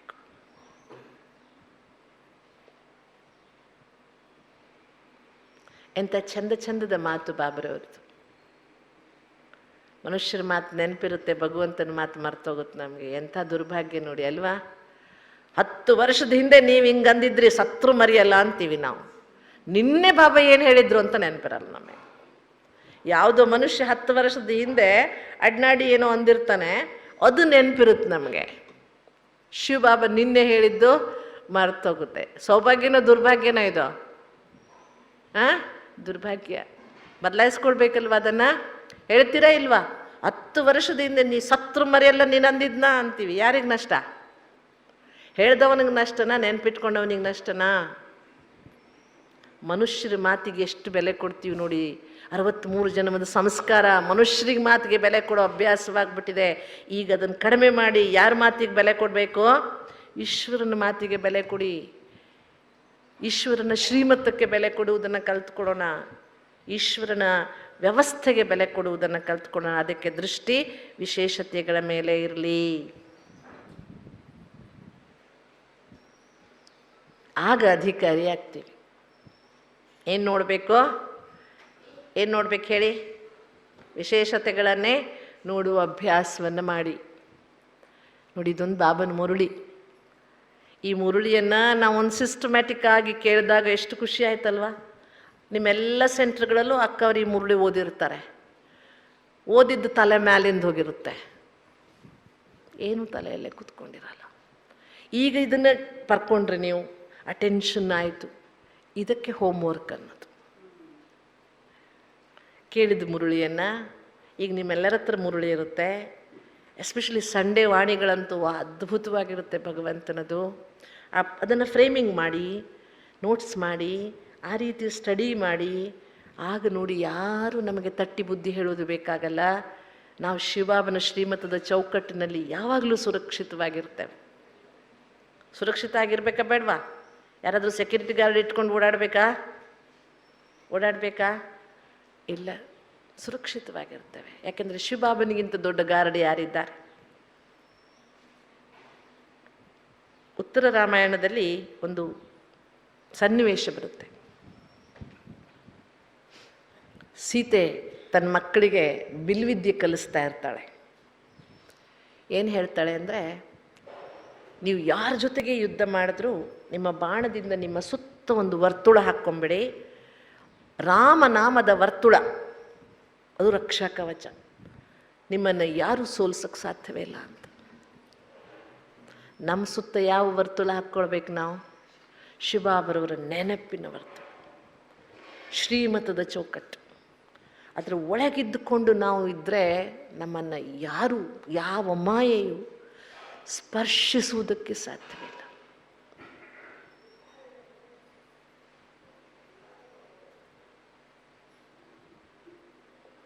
ನಮಗೆ ಚಿಕ್ಕವರಿರುವಾಗ ಒಂದು ಮಾತು ಕಲಿಸಿದ್ರು. ಪುರೋಹಿತರು ಅಂತ ಇರ್ತಾರೆ, ಮನೆಗೊಂದು ಪುರೋಹಿತರು ಬೇರೆ ಬೇರೆ ಇರ್ತಾರೆ. ದೊಡ್ಡ ಪುರೋಹಿತರು ಶರೀರ ಬಿಟ್ಟರೆ ಅವ್ರ ಮಗನೇ ನಮ್ಮ ಮನೆಗೆ ಪುರೋಹಿತ ಆಗ್ತಾನೆ. ಅವ್ರ ಮಗ ನಮಗಿಂತ ಚಿಕ್ಕವರು ಇರ್ತಾರೆ ಕೆಲವೊಂದು ಸಲ ಪುರೋಹಿತರು. ಯಾಕಂದರೆ ಅದು ಪೌರೋಹಿತ್ಯ ವಂಶ ಪರಂಪರೆ ಬರುವಂಥದ್ದು.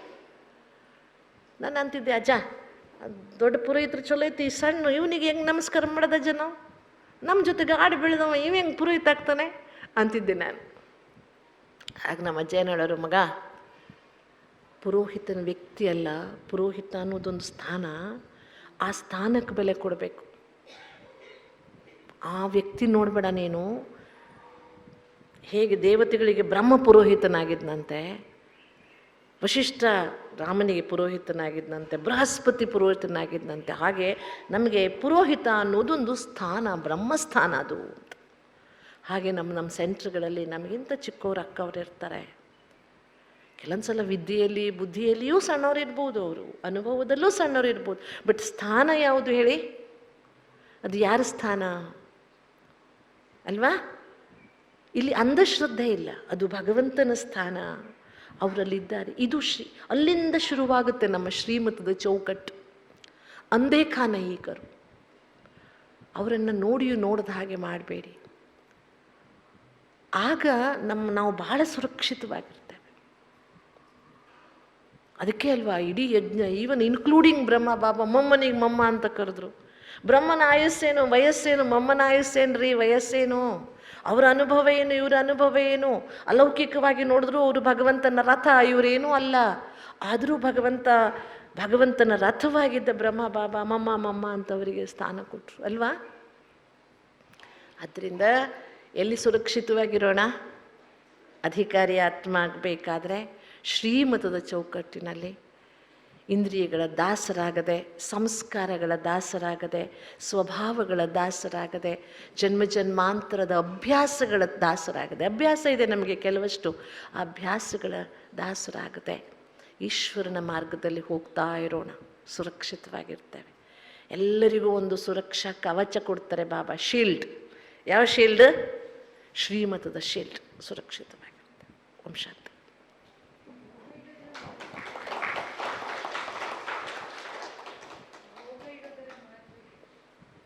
ಅಂಗಡಿಯಿಂದ ತಂದು ಭೋಗಕ್ಕಿಡ್ತಾರೆ ಈಗೆಲ್ಲ. ನಾರ್ತ್ನಲ್ಲಿ ಭಾಳ ಕಾಲದಿಂದ ಇತ್ತು, ಈಗ ನಮ್ಮಲ್ಲೂ ಶುರುವಾಗ್ಬಿಟ್ಟಿದೆ. ನೀವು ನಾವು ಮಾಡಿದ್ದಲ್ರಿ, ಅಂಗಡಿಯಿಂದ ತಂದಿದ್ದೀವಿ ತಿನ್ನಿರಿ ಅಂತಾರೆ. ಅಬ್ಬಾರೆ, ಅಂಗಡಿಯಿಂದ ತಂದಿದ್ದೀವಿ ತಿನ್ನಿರಿ ಅಂತ. ಬೇಕರಿಗಳಿಂದ ತಂದು ಸ್ವೀಟ್ಗಳನ್ನು ದೇವರಿಗೆ ನೈವೇದ್ಯ ಮಾಡೋದು. ಆದರೆ ಒಂದು ಕಾಲ ನಾವೆಲ್ಲ ಬೆಳೆದ ಸನ್ನಿವೇಶದಲ್ಲಿ ನೈವೇದ್ಯ ಮಾಡುವಾಗ ನಮ್ಮ ಮನೆಗಳಲ್ಲಿ ಅಡುಗೆ ಮಾಡುವ ಹೆಂಗಸರು ಬಾಯಿಗೆ ಹಿಂಗೆ ಬಟ್ಟೆ ಕಟ್ಕೊಂಡು ಅಡುಗೆ ಮಾಡೋರು. ನಮ್ಮ ಬಾಯಿ ಎಂಜಲು ಮಾತೇ ಆಡಲ್ಲ, ಆದರೂ ಉಸಿರಾಡುವಾಗಲೂ ಕೆಲವೊಮ್ಮೆ ಏನಾದರೂ ಆಗಿಬಿಟ್ರೆ ಅಂತ ಹಿಂಗೆ ಕಟ್ಕೊಂಡು ಅಡುಗೆ ಮಾಡೋರು. ನಮ್ಮ ಮನೆಗಳೆಲ್ಲ ನೈವೇದ್ಯ ಇಡೀ ಅಡುಗೆ ಮಾಡಿದ ಪಾತ್ರೆಯನ್ನೇ ತೊಗೊಂಡೋಗಿ ದೇವರ ಮುಂದೆ ಇಡ್ತಾರೆ, ಸಂಪೂರ್ಣ. ಅದನ್ನೇ ಭಗವಂತನಿಗೆ ಎಡೆ ಮಾಡುವುದು. ಅದರ ಮೇಲೇ ನೀರು ಚಿಮುಕಿಸಿ ಅದು ಪ್ರಸಾದವಾಗುತ್ತೆ. ಎಷ್ಟು ಶ್ರದ್ಧೆ ಅಂದರೆ, ಎಷ್ಟು ಮಡಿಯಿಂದ ಮಾಡ್ತಾರೆ, ಎಷ್ಟು ಚೊಕ್ಕವಾಗಿ, ಎಷ್ಟು ಶುದ್ಧವಾಗಿ ಮಾಡಲಾಗ್ತದೆ. ಮತ್ತು ಅಷ್ಟೇ ಶ್ರದ್ಧೆಯಿಂದ ನೈವೇದ್ಯ ಮಾಡುವಾಗ ನಮಗೆಲ್ಲ ಕಲಿಸಿದ್ದು ನಮ್ಮ ತಾತ, ನೈವೇದ್ಯ ಮಾಡುವಾಗ ಮನೆಯ ಮಕ್ಕಳೆಲ್ಲ ಬಂದು ಕೂತ್ಕೋಬೇಕು. ದಿನ ಮಧ್ಯಾಹ್ನದ ನೈವೇದ್ಯಕ್ಕೆ ಮಕ್ಕಳು ಇರಲೇಬೇಕು. ಅಷ್ಟು ಜನ ಮನೆಯಲ್ಲಿದ್ದವರು ಅಲ್ಲಿ ಬಂದು ಕೂತ್ಕೋಬೇಕು. ಅರ್ಪಣೆ ಮಾಡಬೇಕು. ದೇವರಿಗೆ ಕೊಟ್ಟಿದ್ದ ಅವನು ಕೊಟ್ಟಿದ್ದ ಅವನಿಗೆ ಅರ್ಪಣೆ ಮಾಡದೆ ತಿಂದರೆ, ನಿನ್ನೆ ಕೇಳಿದ್ವಲ್ಲ, ಅವನು ಕೊಟ್ಟಿದ್ದ ಅವನಿಗೆ ಕೊಡದೆ ತಿಂದರೆ ಕಳ್ಳರಾಗ್ತೀವಿ ನಾವು. ಹಾಗೆ ಸಂಗಮಯುಗದಲ್ಲಿ ತುಂಬ ಇಂಪಾರ್ಟೆಂಟ್. ಬಾಬನ ಮನೆಯಲ್ಲಿ ಅಡುಗೆ ತಯಾರು ಮಾಡುವುದು ಅಷ್ಟೇ ಇಂಪಾರ್ಟೆಂಟ್. ನಾನು ಮಾತೇರಿಗೆ ಹೇಳ್ತೇನೆ, ಮಾತಾಡ್ಕೊಂಡು ನೀವು ಮಾತೇರು ಅಂತ ಮಾತೇರಲ್ಲ, ನೀವು ಮಾತಾಡಿ ಅವ್ರು ಮಾತೇ ಮುಗಿಯಲ್ಲ ಅಡುಗೆ ಮಾಡುವಾಗ. ಬಾಬನ ಹಾಡು ಹಚ್ಕೊಂಡು ಬಾಬನ ಮಾತು ಕೇಳ್ತಾ ಅಡುಗೆ ಮಾಡಿ ಎಷ್ಟೆಲ್ಲ ಜನರ ಆತ್ಮಗಳಿಗೆ ಅದು ಹೋಗುತ್ತೆ, ಹೊಟ್ಟೆಗೆ ಹೋಗುತ್ತೆ ಅಂದಮೇಲೆ ಅದನ್ನು ಪ್ರಸಾದ ಮಾಡಬೇಕಾಗಿದ್ದು ನಿಮ್ಮ ಜವಾಬ್ದಾರಿ. ಮತ್ತೆಲ್ಲರೂ ಸೇರಿ ಬಾಬಾ ಸಂಗಮಯುಗದಲ್ಲಿ ನೇರವಾಗಿ ನಿನಗೆ ಅರ್ಪಣೆ ಮಾಡುವ ಭಾಗ್ಯ ಇದೆಯಲ್ಲ. ಭಕ್ತಿ ಮಾರ್ಗದಲ್ಲಿ ಗೊತ್ತಿರಲಿಲ್ಲ ಭಗವಂತ ಯಾರು ಅಂತ, ಕಲ್ಲಿಗೆ ಅರ್ಪಣೆ ಮಾಡ್ತಿದ್ವಿ. ವಾಸನೆ ನಿನಗೆ, ತಿಂಡಿ ನನಗೆ, ವಾಸನೆ ನಿನಗೆ, ತಿಂಡಿ ನನಗೆ. ಭಕ್ತಿ ಮಾರ್ಗದಲ್ಲಿ ಒಂದು ಹಾಡಿದೆ, ಕಲ್ಲಾದೆ ಏಕೆಂದು ಬಲ್ಲೆ ಶಿವನೇ ನೀ ಕಲ್ಲಾದೆ ಏಕೆಂದು ಬಲ್ಲೆ ಅಂತ ಒಂದು ಕೇಳಿದಿರಲ್ಲ. ಎದ್ದು ಬಂದು ತಿಂದು ನೋಡು ಒಮ್ಮೆಯಾದರೂ ಗುಡಿಯಿಂದ ಹೊರಗೆ ನಿನ್ನ ಅಟ್ಟಿ ಬಿಡುವರು ಅಂತ ಒಂದು ಹಾಡಿದೆ. ಅವನು ತಿನ್ನಲ್ಲ ಅಂತ ಗೊತ್ತಿದ್ದೆ ನೈವೇದ್ಯ ಮಾಡೋದು ಅಂತ. ಆದರೆ ಹಾಗಲ್ಲ, ನೈವೇದ್ಯಕ್ಕೆ ಬಹಳ ಈ ಶಬ್ದ ಭೋಗ ಅನ್ನುವುದು ಹಿಂದಿಯಿಂದ ಬಂದಿದೆ. ನಮ್ಮ ದಕ್ಷಿಣದ ಭಾಷೆಯಲ್ಲಿ ಅದು ನೈವೇದ್ಯ. ನೈವೇದ್ಯ ಅಂದರೆ ನವ ಇಂದ್ರಿಯಗಳಿಂದ, ನವರಂಧ್ರಗಳಿಂದ ಕೂಡಿದ ನಾನು ಮನುಷ್ಯಾತ್ಮ ನೀನು ಕೊಟ್ಟಿದ್ದನ್ನು ನಿನಗೆ ವೇದ್ಯ ಮಾಡ್ತೇನೆ, ನಿನಗೆ ಅರ್ಪಣೆ ಮಾಡ್ತೇನೆ. ಇದು ನೀನು ಕೊಟ್ಟಿದ್ದು ನೆನೆಸ್ಕೊಳ್ತೇನೆ, ನಿನಗೆ ಅರ್ಪಣೆ ಮಾಡ್ತೇನೆ. ಆಗ ನಾನು ದುಡಿದೆ ಎನ್ನುವ ಅಹಂಕಾರ ಹೋಗಿ ಅದು ನಿನ್ನ ಪ್ರಸಾದವಾಗ್ತದೆ ಅನ್ನುವ ರೀತಿಯಲ್ಲಿ ಭಕ್ತರು ಮಾಡಿದ್ದು. ತುಂಬ ಅರ್ಥವಿದೆ ನೈವೇದ್ಯಕ್ಕೆ. ಸಂಗಮಯುಗದಲ್ಲಂತೂ ನಮ್ಮೆಲ್ಲರ ಸೌಭಾಗ್ಯ. ಶಿವಬಾಬಾ ಸ್ವತಃ ಪರಮಾತ್ಮ ಈ ದಾರಿಯಲ್ಲಿ ಇರುವ ಸನ್ನಿವೇಶದಲ್ಲಿ ಅವನು ತಿನ್ನಲ್ಲ. ಆದರೂ ಬಾಬಾ ಹೇಳಿದರೆ, ನೀವು 75% ನೆನಪು ಮಾಡಿ ನನಗೆ ಅರ್ಪಣೆ ಮಾಡಿದ್ರೆ ನಾನು ವಾಸನೆ ನೋಡ್ತೇನೆ ಅಂತ ಒಂದು ಮುರುಳಿಯಲ್ಲಿ ಹೇಳಿದ್ದಾರೆ ಬಾಬಾ. ವಾಸನಾ ಲೇತಾ ಹ್ಞೂ ಅಂತ. ಅದು ವಾಸನೆಯೂ ಆಗ್ಬೋದು, ಫೀಲಿಂಗ್ಸು ಆಗ್ಬೋದು ಭಾಸನ ಅಂದರೆ. ಅದರಿಂದ ನಾವು ಅರ್ಪಣೆ ಮಾಡುವಾಗ ಇರುವ ಸಂತೋಷ ಬಹಳ ಹೆಚ್ಚಿನದು. ಅದಕ್ಕೆ ನಾವು ದಿನಾಲೂ ಬಾಬನಿಗೆ ಅರ್ಪಣೆ ಮಾಡಬೇಕು, ಮನೆಯಲ್ಲಿ ಮಾಡಿದ್ದನ್ನೂ ಅರ್ಪಣೆ ಮಾಡಬೇಕು. ಆಗ ಮತ್ತೊಂದು ಪ್ರಶ್ನೆ ಬರುತ್ತೆ, ನಾವು ಮನೆಯಲ್ಲಿ 3 ಹೊತ್ತು ಬಾಬನಿಗೆ ಅರ್ಪಣೆ ಮಾಡ್ತೇವೆ, ಮತ್ತು ಬಾಬನಿಗೆ ಸೆಂಟ್ರ್ನಲ್ಲಿ ಯಾಕೆ ಗುರುವಾರ ಭೋಗಕ್ಕಿಡಬೇಕು, ಅದು ಒಂದು ನೇಮಿನಾಥ್ ಅಲ್ವಾ ಅಂತ. ಶಿವಬಾಬಾ ಸಾಕಾರದಿಂದ ಆ ಪದ್ಧತಿಯನ್ನು ಮಾಡಿದ್ದಾರೆ ಅಂದರೆ ಯೋಚನೆ ಮಾಡಿರ್ತಾರಲ್ವ. ಭಗವಂತನ ಪ್ಲ್ಯಾನ್, ಸಂಘಟನಾ ಶಕ್ತಿಯ ಬಲ. ಎಲ್ಲರೂ ಸೇರಿ ನೋಡಿ, ಈಗ ಕಾಶಿ ಯಾತ್ರೆಗೆಲ್ಲ ಹೊರಟ್ರೆ ಮೊದಲು ಏನು ಮಾಡ್ತಿದ್ರು, ಎಷ್ಟೇ ಶ್ರೀಮಂತನಾದರೂ ಎಲ್ಲರ ಮನೆಯಿಂದ 1 ರೂಪಾಯಿ ಆದರೂ ತಗೊಂಡೋಗ್ತಿದ್ರು ಕಾಶಿ ಯಾತ್ರೆಗೆ. ಗೊತ್ತಾ ನಿಮಗೆ? ತನ್ನ ಹತ್ರ ಲಕ್ಷಗಟ್ಟಲೆ ಇದ್ರೂ ಬೀದಿ ಜನ ಸಂಬಂಧಿಕರೆಲ್ಲ 1 ರೂಪಾಯಿ ಕೊಡೋರು ಅವರಿಗೆ, ಕಾಶಿ ಯಾತ್ರೆಗೆ ಹೋಗುವವರಿಗೆ. ಯಾಕೆಂದರೆ ಯಾರ ಪುಣ್ಯ ಫಲವೋ ನಾನು ವಾಪಸ್ಸು ಸುರಕ್ಷಿತ ಬರೋಕ್ಕಾಗತ್ತೆ ಅಂತ. ಅದರಲ್ಲಿ ಎಷ್ಟು ಒಂದು ಶುಭ ಚಿಂತನೆ ಇತ್ತು. ಮನೆ ಕಟ್ಟುವಾಗಲೂ ನೋಡಿ, ಎಲ್ಲರ ಹತ್ರ ಕಲ್ಲು ಹಾಕಿಸ್ತೀವಿ ನಾವು. ಯಾರ್ದೋ ಒಂದು ಒಳ್ಳೆಯ ಹಣೆ ಬರ ಇದ್ದರೆ ಅವರಿಂದ ಒಳ್ಳೆಯದಾಗಲಿ ನಮ್ಮ ಮನೆಗೆ ಅಂತ. ಹಾಗೆ ನಾವೆಲ್ಲರೂ ಸೇರಿ ನಾವು ನಮ್ಮ ದುಡಿಮೆಯನ್ನು ಈಶ್ವರ ಅರ್ಪಣೆ ಮಾಡಿ ಎಲ್ಲರ ಹೊಟ್ಟೆಗೆ ಅದು ವಾಪಸ್ ಹೋಗುತ್ತಲ್ಲ, ಭಗವಂತ ಶಕ್ತಿ ಅದರಲ್ಲಿ ಸಮಾಹಿತವಾಗ್ತದಲ್ಲ, ಅದು ಭಾಳ ಶ್ರೇಷ್ಠವಾದ ವಿಧಿ. ಅದಕ್ಕೆ ಯಾವತ್ತು ತಪ್ಪಿದ್ರೂ ನಾವು ಗುರುವಾರ ತಪ್ಪಿಸದೆ ಹೋಗುವುದು. ಯಾಕೆ ಅಂದರೆ ಸಂಘಟನೆಯ ಬಲ ಇದೆಯಲ್ಲ, ಅದ್ರ ಮುಂದೆ ಎಲ್ಲವೂ ಕ್ಷಣಿಕ, ಕ್ಷುಲ್ಲಕ. ಮತ್ತು ಬಾಬನಿಗೆ ಭಾಳ ಶ್ರದ್ಧೆಯಿಂದ ಅರ್ಪಿಸ್ಬೇಕು. ಅರೇ, ನಮಗೆ 84 ಜನ್ಮ ಊಟ ಹಾಕಿದನ್ರಿ, ಕಡಿಮೆ ಏನು? ಒಂದು ಸಂಗಮ ಯುಗದಲ್ಲಿ ನಾವು ಪ್ರೀತಿಯಿಂದ ಬಾಬನಿಗೆ ಅರ್ಪಣೆ ಮಾಡಿದ್ದಕ್ಕೆ ಎಷ್ಟು ಜನ್ಮ ಉಣ್ಣಕ್ಕೆ ಹಾಕಿದಾನವ.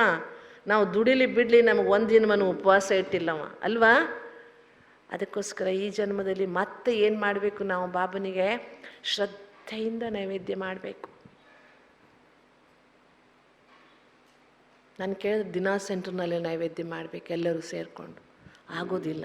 ಅದಕ್ಕೆ ಬಾಬಾ ಏನು ಸಿಸ್ಟಮ್ ಮಾಡಿದರು, 1 ದಿನ ಮಾಡಿ. ನೀವು ಮತ್ತು ಅಕ್ಕವರೇ, ವೀಣಕ್ಕವ್ರು ಹೇಳಿದ್ದಾರೆ ದಿನ ನೈವೇದ್ಯ ಮಾಡಿ ಅಂತ. ಸೆಂಟ್ರಿಗೆ ಹೋಗಿ ಪೀಡ್ಸಕ್ಕೆ ಶುರು ಮಾಡಿಬಿಟ್ರಿ. ದಿನ ಮಾಡಿರಿ. ಪಾಪ ಅವ್ರು ಮಾಡೋ ಕೆಲಸ ಬಿಟ್ಕೊಂಡು ಈ ದಿನ ಭೋಗನೆ ಮಾಡ್ತಾ ಕೂತ್ಕೊಂಡಾರು. ಮತ್ತೆ ಹಂಗಾಗಬಾರ್ದು ಅಲ್ವಾ? ಅದಕ್ಕೆ ಬಾಬಾ ಒಂದು ಸಿಸ್ಟಮ್ ಮಾಡಿದ್ದಾರೆ. ಪರಿವಾರದ ಫೀಲಿಂಗ್, ಒಟ್ಟಿಗೆ ಸೇರಿ ತಿನ್ನುವ, ಒಟ್ಟಿಗೆ ಸೇರಿ ಹಂಚುವ, ಒಟ್ಟಿಗೆ ಸೇರಿ ಅರ್ಪಣೆ ಮಾಡುವ ಈ ಶಕ್ತಿ ಇದೆಯಲ್ಲ, ಭೋಗ್ ಲಗಾನ ತಕದೀರ್ ವಾಲೋಂ ಕೋ ಹಿ ಮಿಲ್ತಾ ಹೈ. ಮತ್ತು ಈವನ್ ನಾವು ಸೆಂಟ್ರ್ಗಳಲ್ಲಿದ್ದವರು ಸಹ ದಿನ ಭೋಗ ಮಾಡುವಾಗ ಯಾರೋ ಒಬ್ಬರು ಭೋಗಕ್ಕೆ ಇಟ್ಕೊಂಡು ಬರಲ್ಲ. ನಾನು ಹೇಳ್ತೇನೆ, ನಾನು ಇದ್ದರೆ ಬನ್ನಿ ಎಲ್ಲರೂ ಕೂತ್ಕೊಂಡು ಭೋಗಕ್ಕಿಡೋದು. 5 ನಿಮಿಷ ಏನು ಕೆಲಸ, ನಾನು ಏನೇ ಕೆಲಸ ಮಾಡ್ತಿರಲಿ, ಬೈ ಚಾನ್ಸ್ ಯಾರ್ದಾದ್ರೂ ಸೀನಿಯರ್ಸ್ ಫೋನ್ ಬಂದಿದ್ದರೆ ಮಾತ್ರ ಕಟ್ ಮಾಡಲ್ಲ, ಬಿಟ್ಟರೆ ಇಲ್ಲಿದ್ದರೆ ಯಾರ್ದಾದ್ರೂ ಸಾಮಾನ್ಯರದಿದ್ದರೆ ಒಂದು 5 ನಿಮಿಷ ಹೋಗೋಕ್ಕಿಟ್ಟು ಮತ್ತೆ ಮಾತಾಡ್ತೀನಿ ಅಂತ ಇಟ್ಟು ನಾನು ಹೋಗಿ ಕೂತ್ಕೊಳ್ತೇನೆ. ಎಲ್ಲರೂ ಕೂತ್ಕೋಬೇಕು ನಾವು ಮನೆಯಲ್ಲಿಯೂ ಸೆಂಟ್ರ್ನಲ್ಲಿಯೂ. ನಿಜವಾಗಿಯೂ ಈಶ್ವರ ಕೊಟ್ಟಿದ್ದನ್ನು ಈಶ್ವರನಿಗೆ ಅರ್ಪಿಸುವ ಸೌಭಾಗ್ಯ ಸಂಗಮಯುಗದಲ್ಲೇ ಸಿಕ್ಕಿದೆ. ಭಕ್ತಿಯಲ್ಲಿ ಗೊತ್ತಿಲ್ಲದೆ ಅರ್ಪಿಸಿದ್ವಿ, ಇಚ್ಛೆಗಳನ್ನು ಇಟ್ಕೊಂಡು ಅರ್ಪಿಸಿದ್ವಿ. ಸಮಯ ಯಾವುದು? ಆ್ಯಕ್ಚುಲಿ ಮಧುಬನದಲ್ಲಿ ದಾದಿ ಹೇಳೋರು 12 ಗಂಟೆಗೆ ಮುಂಚೆ ಭೋಗಕ್ಕಿಡಬೇಕು, ಲೇಟಾಗಿ ಊಟ ಮಾಡಿದ್ರೆ ಅವನು ಎಲ್ಲೆಲ್ಲೋ ಉಣ್ಕೊಂಬಂದ್ಬಿಟ್ಟಿರ್ತಾನೆ ಅಂತ ಎಲ್ಲ ಕಡೆ. ಬಟ್ ನನ್ನ ಅನಿಸಿಕೆ ಪ್ರಕಾರ ಹಾಗೇನೂ ಇಲ್ಲ. ನಮ್ಮ ಅನುಕೂಲಕ್ಕನುಸಾರ ನಾವು ಭೋಗ ಇಟ್ಕೋಬೋದು. ಆದರೂ ಊಟ ಮಾಡುವುದಕ್ಕೊಂದು ಮಧುಬನದ ನಿಯಮ ಇದೆ. 3 ಗಂಟೆಗುಂಡೆ, 4 ಗಂಟೆಗುಂಡೆ. ನಮಗೆಲ್ಲ ಮನೆಯಲ್ಲಿ ದೇವಸ್ನಾನ, ದೇವಭಿಕ್ಷೆ ಹೀಗೆಲ್ಲ ಶಬ್ದಗಳನ್ನು ಕಲಿಸೋರು. ದೇವಸ್ನಾನ ಅಂದರೆ ಬೆಳಗಾಗೆದ್ದು ಸ್ನಾನ ಮಾಡಿ ಶುಚಿರ್ಭೂತರಾಗಿ ಮಾಡಿ ದೇವರಿಗೆ ನೈವೇದ್ಯ ಮಾಡಬೇಕು. ಲೇಟಾಗಿ ಮಾಡುವುದು ರಾಕ್ಷಸರ ಸ್ನಾನ, ಭೂತ ಸ್ನಾನ. ಕತ್ತಲಾದ ಮೇಲೆ ಮಾಡುವುದು ಭೂತ ಸ್ನಾನ ಅಂತೆ. ಮಧ್ಯಾಹ್ನದ ನಂತರ ಮಾಡುವುದು ರಾಕ್ಷಸರ ಸ್ನಾನ. ಹಾಗೆ ನೈವೇದ್ಯದಲ್ಲೂ ಅದೆಲ್ಲ ವಿಧ. ಭಾಳ ಹೇಳ್ತಾ ಹೋದ್ರೆ ಅಜೀರ್ಣ ಆಗಿಬಿಟ್ಟಿತ್ತು ನಿಮಗೆ. ಅದಕ್ಕೆ ಬೇಗ ಎಷ್ಟು ಸಾಧ್ಯನೋ ಬಾಬನಿಗೆ ಸಾಧ್ಯವಾದಷ್ಟು 12 ಗಂಟೆ ಒಳಗಡೆ. ಇಲ್ಲ ಅನಿವಾರ್ಯ ನಾವು ಹೊರಗೋಗಿದ್ವಿ, ಬರೋದೇ ಲೇಟಾಯಿತು, ಅಡುಗೆ ಲೇಟಾಗಿ ಮಾಡ್ಕೊಂಡ್ವಿ ಅಂದರೆ ಆವಾಗ ಇಡಬಾರ್ದು ಅಂತಲ್ಲ, ಇಟ್ಕೋಬೋದು. ಬಾಬನಿಗೆ ಇಟ್ಟು ನೈವೇದ್ಯ ಮಾಡ್ಬೋದು, ಅದರಲ್ಲೇನು ತಾಪತ್ರಯ ಇಲ್ಲ. ಅಣ್ಣಂದ್ರು ಒಬ್ಬೊಬ್ಬರೇ ಇರೋರು ನೈವೇದ್ಯ ಮಾಡ್ತೀರಾ? ಹಾಂ, ಬೈ ಚಾನ್ಸ್ ಈಗ ರಾತ್ರಿ ನಾವೇನು ಅಡುಗೆ ಮಾಡಲ್ಲ, ಕೆಲವೊಮ್ಮೆ ಸೆಂಟ್ರ್ಗಳಲ್ಲಿ ಮಧ್ಯಾಹ್ನ ಮಾಡಿದ್ದೆ ರಾತ್ರಿ ಊಟ ಮಾಡ್ತೀವಿ. ಹೆಚ್ಚು ಕಡಿಮೆ ಎಲ್ಲ ಸೆಂಟ್ರಲ್ಲಿ ನನಗನ್ಸುತ್ತೆ ನಾವು ಸೆಪ್ರೇಟ್ ಮಾಡೋದು ಭಾಳ ಕಡಿಮೆ. ಹಾಗಿದ್ದಾಗ ಸಂಜೆ ಹಣ್ಣು ಇಡ್ಬೋದು, ಅವಶ್ಯವಾಗಿ ಇಡಬೇಕು. ಆದರೆ ಫ್ರೆಶ್ ಹಾಲಿದ್ರೆ ಇಡ್ಬೋದು.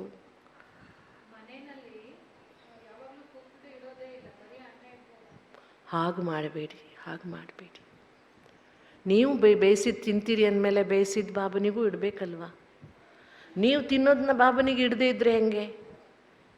ಹಂಗಂತ ನೀವು ಈರುಳ್ಳಿ ತಿಂತೀರಿ ಅಂತ ಅದನ್ನು ಇಟ್ಬಿಡ್ಬೇಡ್ರಿ. ಮತ್ತು ಅನ್ನಕ್ಕಂತೂ ಈರುಳ್ಳಿ ಹಾಕಲ್ವಲ್ಲ, ಅದಂತೂ ಇಡಕ್ಕೆ ಬರುತ್ತಲ್ಲ ಬಾಬನಿಗೆ. ಒಣ ಅನ್ನ ಇಡಕ್ಕೆ ಹೋಗಬೇಡ್ರಿ. ಭಕ್ತಿ ಮಾರ್ಗದಲ್ಲಿ ಕೇವಲ ಅನ್ನವನ್ನೇ ಇಡ್ತಾರೆ. ಅದನ್ನು ನೆನಪಿದೆ, ನಮ್ಮ ಮನೆಗಳಲ್ಲೆಲ್ಲ ಸಾಂಬಾರೆಲ್ಲ ನೈವೇದ್ಯಕ್ಕೆ ಇಡೋ ಸಂಪ್ರದಾಯ ಇರಲಿಲ್ಲ. ಸ್ವೀಟು ಮತ್ತು ಅನ್ನ ಮಾತ್ರ ನೈವೇದ್ಯ ಇಡ್ತಾರೆ. ಆದರೆ ಆ ನೈವೇದ್ಯ ಅನ್ನ ಇಡುವಾಗ ಅನ್ನದ ಮೇಲೆ ಅಭಿಗಾರ ಅಂತ ತುಪ್ಪ ಹಾಕಿ ಇಡ್ತಾರೆ. ಹಾಗೇ ಇರುತ್ತಿಲ್ಲ, ಗೊತ್ತಾ ನಿಮಗೆ? ಅನ್ನ, ಒಣ ಅನ್ನ ಹಾಗೆ ನೈವೇದ್ಯ ಮಾಡಲ್ಲ, ಅದಕ್ಕೆ ತುಪ್ಪ ಹಾಕಿ ಅಭಿಗಾರ ಅಂತ ಅದಕ್ಕೆ ಅದನ್ನು ಹಾಕಿಯೇ ನೈವೇದ್ಯ ಮಾಡುವಂಥ ಸಂಪ್ರದಾಯ. ನೀವೆಲ್ಲ ಎಷ್ಟು ನೋಡಿದಿರೋ ಗೊತ್ತಿಲ್ಲ. ನಾವು ಅದನ್ನು ಚಿಕ್ಕಂದಿನಿಂದ ನೋಡುವ ಅದನ್ನೆಲ್ಲ ಒಂದನ್ನು ಕೂಲಂಕಷವಾಗಿ ನೋಡುವಂಥ ಅವಕಾಶ ಸಿಕ್ಕಿದ್ರಿಂದ ಭಕ್ತಿ ಮತ್ತು ಜ್ಞಾನಕ್ಕೆ ಹೊಂದಾಣಿಕೆ ಮಾಡಿಕೊಂಡು ಇನ್ನಷ್ಟು ಸುಧಾರಿಸಿಕೊಂಡು ಮುಂದೋಗುವುದಕ್ಕೆ ಅವಕಾಶ ಸಿಗ್ತಿದೆ. ಅಲ್ಲಿ ಮಾಡಿದ ತಪ್ಪನ್ನು ಇಲ್ಲಿ ಮಾಡದಿದ್ದ ಹಾಗೆ ಮತ್ತಷ್ಟು ಸುಧಾರಿಸ್ಕೊಂಡು ಮುಂದೋಗ್ಬೇಕು. ಅದಕ್ಕೆ ಎಲ್ಲರೂ ಮತ್ತು ಮಾತೆಯರಿಗೊಂದು ಅಭ್ಯಾಸ ಇರುತ್ತೆ, ಅಡುಗೆ ಎಲ್ಲ ಮುಗಿಸಿ ಸ್ನಾನ ಮಾಡೋದು. ಹಂಗೆ ಮಾಡಬಾರ್ದು. ಇಲ್ಲಕ್ಕವ್ರೆ ನಾವು ಇದಕ್ಕೇನು ಹೋಗಿರಲ್ಲ, ಹಂಗೆ ಮಾಡಬಾರ್ದು. ನೀವು ಹೋಗಿರಿ ಬಿಟ್ಟಿರಿ, ಬಾಬನಿಗೆ ಅಡುಗೆ ಮಾಡುವಾಗ ಸ್ನಾನ ಮಾಡಿಯೇ ಮಾಡಬೇಕು. ಶುಚಿರ್ಭೂತರಾಗಿ ಮಾಡಬೇಕು, ಸ್ವಚ್ಛ ಬಟ್ಟೆಗಳಲ್ಲಿ ಮಾಡಬೇಕು. ಕೆಲವರಿಗೆ ಅಭ್ಯಾಸ ಇರುತ್ತೆ ವಾರಗಟ್ಟಲೆ ಒಂದೇ ಬಟ್ಟೆ ಹಾಕುವುದು. ಮುಸಲ್ಮಾನರದೊಂದು ಗಾದೆ ಇದೆ, ನಯ ನಯ ಚಪಟ ಅಂತ. ಹೊಸ ಬಟ್ಟೆ ಹರಿಯೋವರೆಗೆ ಅದನ್ನೇ ಹಾಕ್ತಾರೆ ಅವರು. ಅದು ಹರಿಯೋವರೆಗೆ ಹೊಸ ಬಟ್ಟೆನೇ ಅವರಿಗೆ ನೀರಿಗೆ ಹಾಕಿರಲ್ವಲ್ಲ, ಅವ್ರು ನೀರಿಗೆ ಹಾಕಲ್ಲ, ಹೊಸ ಬಟ್ಟೆ ಹರಿಯೋವರೆಗೆ ಹಂಗೆ ಹಾಕಿ ಹರಿದು ಬಿಸಾಡ್ತಾರೆ. ಹಂಗೆ ಮಾಡಿ ನೀವರೇ ಹಂಗೆ ಮಾಡಲ್ಲ ಬಿಡಿ, ಭಾಳ ಶ್ರೇಷ್ಠ ಬ್ರಾಹ್ಮಣರು. ಹೇಳಿದೆ ನಾನು ಅದ್ರ. ಚಲೋ, ಓಂ ಶಾಂತಿ.